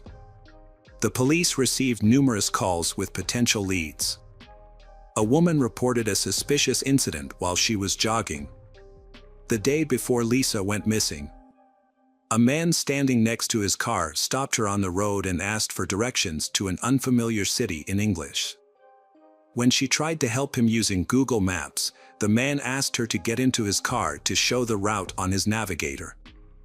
The woman found this request suspicious and refused, continuing her jog instead. The woman shared a crucial detail with the police. She believed she had seen the man before, among the workers repairing a barn across the road from the cafe where Lisa was last seen. On the day Lisa went missing, her co-workers noticed something unusual. A witness saw two men standing across the road from the cafe, stared at the shop. Although the witness didn't think much of it at the time, but she shared this detail with the police after Lisa's disappearance.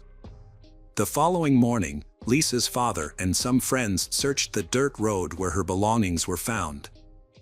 As they went further, they found Lisa's driver's license and house keys. It seemed that Lisa's abductor was throwing her belongings out of a vehicle. Despite all efforts, police and volunteers found no other clues in the area. That evening, a friend of Lisa's father was driving home from the search when he noticed that the police tape had been removed from the barn where Lisa's glove was found. He decided to re-examine the barn for clues. The friend retrieved a flashlight from his car as it was getting dark and searched the barn for several minutes. He soon spotted something shiny on the floor, which turned out to be a woman's earring, along with an identical earring nearby.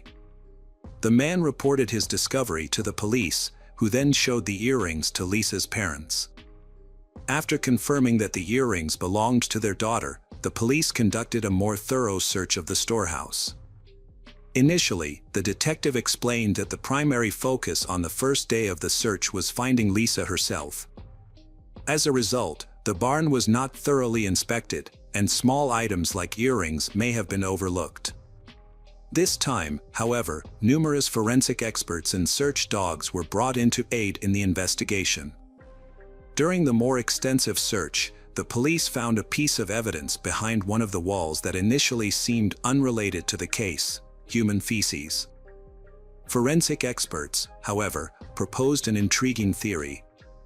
According to them, in the aftermath of committing severe crimes, the perpetrator's body often releases a significant amount of adrenaline, sometimes leading to a sudden and uncontrollable urge to defecate.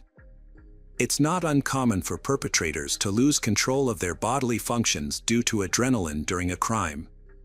Given that Lisa's glove and earrings were discovered in the storehouse, investigators suspected that if she was abducted, the perpetrator might have taken her to the storehouse. They considered the possibility that the perpetrator, under the influence of adrenaline, might have relieved themselves and left behind feces. These feces were subsequently sent for DNA analysis. On Friday, the search area was expanded, and volunteers searched a farm approximately 2 miles from the cafe. The farm consisted of several large buildings with many employees, and the search team decided to inspect each one.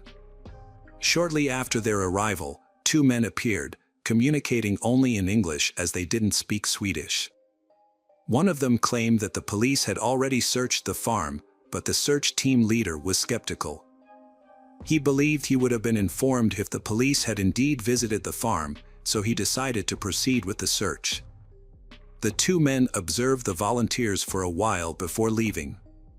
About an hour later, the search team discovered a pile of branches behind the cowshed. Upon closer inspection, they found a motorcycle helmet, jacket, and headphones hidden underneath. The police swiftly arrived at the scene and confirmed that the items found were indeed Lisa's. To gather more evidence, forensic experts were dispatched to the farm for a thorough investigation. Detectives also investigated the story about 2 suspicious men who attempted to deter volunteers from searching the farm. During their inquiry, the police revisited a report from a woman who encountered an English-speaking man while jogging. The police had a potential suspect in mind. In the early stages of the search, they had visited nearby houses, includes a house where 2 Lithuanian brothers live with their wives. What caught the police's attention was that these 3 individuals did not speak Swedish and communicated in English, making them the only people in the area who did not speak the local language. Additionally, the police had other indirect reasons to suspect them. The brothers worked at a barn near the cafe and the farm where Lisa's helmet was found, indicating they were familiar with these locations. Furthermore, the dirt road where Lisa's belongings were discovered led directly to their house. The police decided to question the 3 individuals since they were the prime suspects. Meanwhile, forensic experts and volunteers arrived at the farm to continue their inspection. Their attention was drawn to an old, neglected trailer surrounded by tall grass, which seemed abandoned for years. However, the flattened grass near the door suggested recent activity. Trapped grass under the door also indicated it had been opened recently. Upon opening the door, the forensic experts were met with a strong smell of decay. Inside, they found a changing room with multiple clothing lockers. All are locked except one. This led them to suspect that Lisa's body might be inside one of the locked lockers. However, they eventually found Lisa's body in an unlocked closet, hidden behind a pile of old clothes and rags. Despite the small space, the perpetrator managed to fit Lisa inside. A rope was around her neck, and her head was covered with a large amount of tape. Her pants were pulled down, and her shirt was pulled up. Medical experts concluded that Lisa's cause of death was strangulation, with no evidence of sexual assault. Her clothing was sent to the lab for further examination. As news of her body's discovery spread rapidly across the country, the case had already been making headlines in Sweden.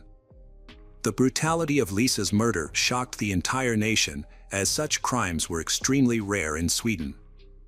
A strange and disturbing discovery was made on YouTube the same day her body was discovered. A video titled 13, featuring a countdown timer, had been posted 13 days before the murder. What makes this video scarier is that it was uploaded to a channel called Lisa Home. News of the video spread quickly through the media, leaving many people stunned by the series of coincidences. Some speculated that the murder had been predicted, but it was later revealed that the channel name and video title had been changed after Lisa's body was discovered, explaining the eerie coincidence. This has raised concerns that this could be a joke or an attempt to create another conspiracy theory. Meanwhile, the police worked day and night tirelessly to catch Lisa's murderer and solve the case as quickly as possible. At the time of the discovery, investigators had already questioned 2 brothers and a woman, all of whom denied any involvement in the murder.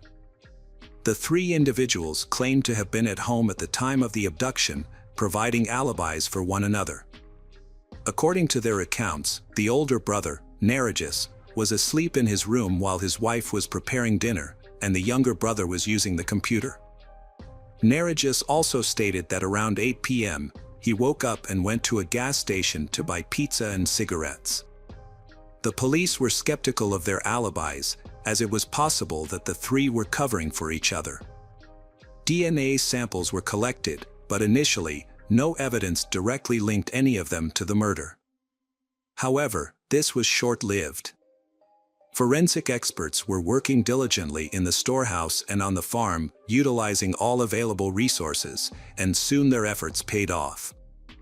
In the storehouse, a small office-like room was discovered with a large window overlooking the cafe.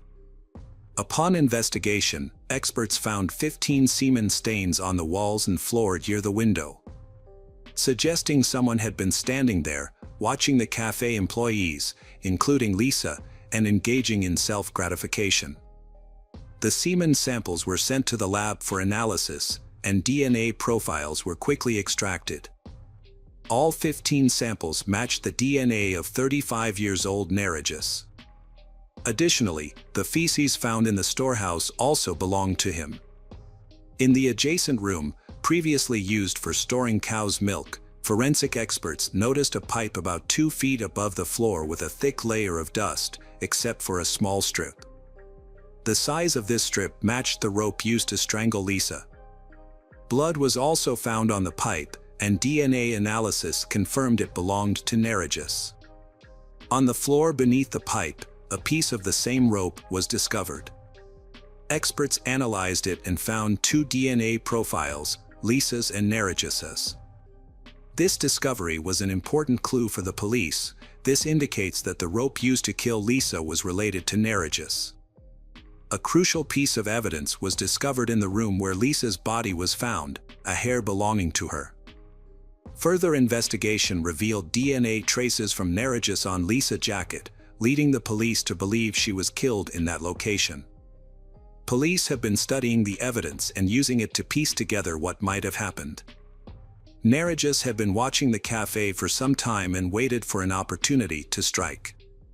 When Lisa was alone in the parking lot, he approached her, possibly asking for directions or using another tactic to gain her trust.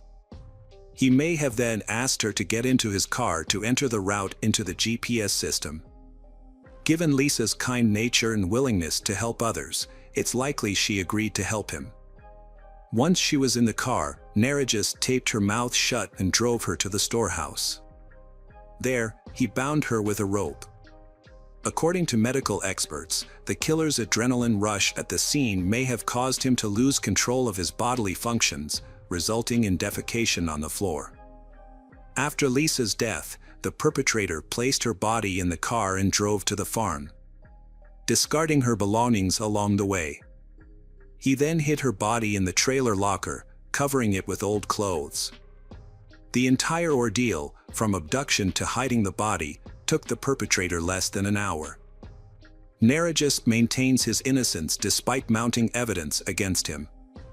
His wife and younger brother were released due to lack of evidence and promptly returned to their home country, Lithuania. The trial preparations were intense, with Narigis claiming his DNA was found at the crime scene because he had worked in the storehouse for a long time. He also provided an alibi, which was corroborated by his wife and brother, although their credibility was questionable. This defense may work in court, but the finding of Narigis' DNA on Lisa's clothing suggests direct contact on the day of the murder. Furthermore, a witness reported seeing Narigis' car near the cafe around the time of Lisa's abduction, contradicting his alibi. The car was seen driving back and forth between the cafe and the farm. While Narigis claimed to have been sleeping at home, according to his brother and wife. Months after Lisa's body was discovered, experts continued to analyze the evidence using advanced equipment.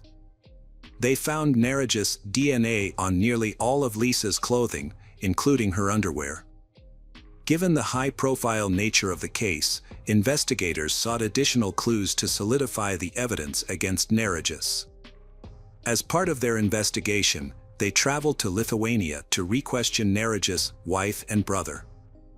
Narigis' wife maintained her initial alibi, claiming he was at home between 6 o'clock and 8 p.m. However, when detectives spoke with Narigis' younger brother, they finally obtained the information they needed. After being presented with the evidence against Narigis and the details of the crime, the younger brother revealed that Narigis was not at home that evening. According to the younger brother, Narigis returned around 7:30 p.m., covered in dirt, and immediately washed his clothes. When the police began questioning the residents and approached their house, Narigis instructed his brother to tell police he was home at the time of the crime. Narigis later explained that he was afraid of being wrongly accused due to his immigrant status and lack of alibi during the abduction. The younger brother initially believed Narigis innocent, but after learning about the evidence, he realized this wasn't true. A month after murder, a large crowd attended Lisa's funeral, far exceeding the church's capacity of 130 people. To accommodate the mourners, organizers set up benches and large screens outside, allowing everyone to watch the ceremony. 4 months later, the trial began. Narigis' lawyer argued that his client's DNA on Lisa's clothing could be explained by his work in the storehouse. However, the prosecution countered that this explanation didn't hold up, especially regarding Lisa's underwear. The only plausible way Narigis' DNA could have ended up on her underwear was through direct contact. The lawyer failed to provide any evidence supporting Narigis' innocence. At one point, lawyers suggested an alternative theory, that Narigis' younger brother was the real killer. The lawyer failed to address the possibility of DNA manipulation during the trial, which lasted a month and resulted in Narigis being found guilty of murder. He was subsequently sentenced to life imprisonment in a high-security Swedish prison, which offered relatively comfortable living conditions. Narigis' lawyer attempted to appeal the verdict but was unsuccessful. In 2017, Narigis made a surprising decision when he requested to be deported to a prison in Lithuania. Despite Lithuanian prisons being notoriously worse than Swedish ones, the court granted his request, probably because it would result in substantial cost savings for Swedish taxpayers. It did not take long to understand the reason behind Narigis' decision. He appealed to the Lithuanian court and successfully had his sentence reduced from life to 15 years. However, this victory was short-lived, as the court later overturned the decision, reinstating his life sentence. Unfortunately for Narigis, he was now stuck in a Lithuanian prison, with no chance of returning to the more comfortable Swedish prison. In August 2022, 5 years after his initial imprisonment, Narigis has been transferred to another prison in Lithuania, where he encountered another life-threatening situation. During a block transfer, an inmate attacked Narigis with a shank, causing severe injuries that ultimately led to his death on the way to the hospital. Regarding Narigis' wife, the question of her involvement in the crime remains unclear. Although police believe it is highly unlikely that she was directly involved in the abduction or murder, they do not rule out the possibility that she may have been aware of her husband's actions and provided a false alibi to help him. If she had been directly involved, experts would have likely found her DNA on Lisa's clothing or belongings. Additionally, Narigis' younger brother has raised suspicions. Cafe employees reported seeing 2 men, likely Narigis and his younger brother, standing near the barn and watching the employees. However, the younger brother's DNA was not found in the barn or on Lisa's clothing, making his involvement in the murder unlikely. It is possible that the brothers were indeed observing the employees and discussing inappropriate topics, but only Narigis ultimately committed the crime.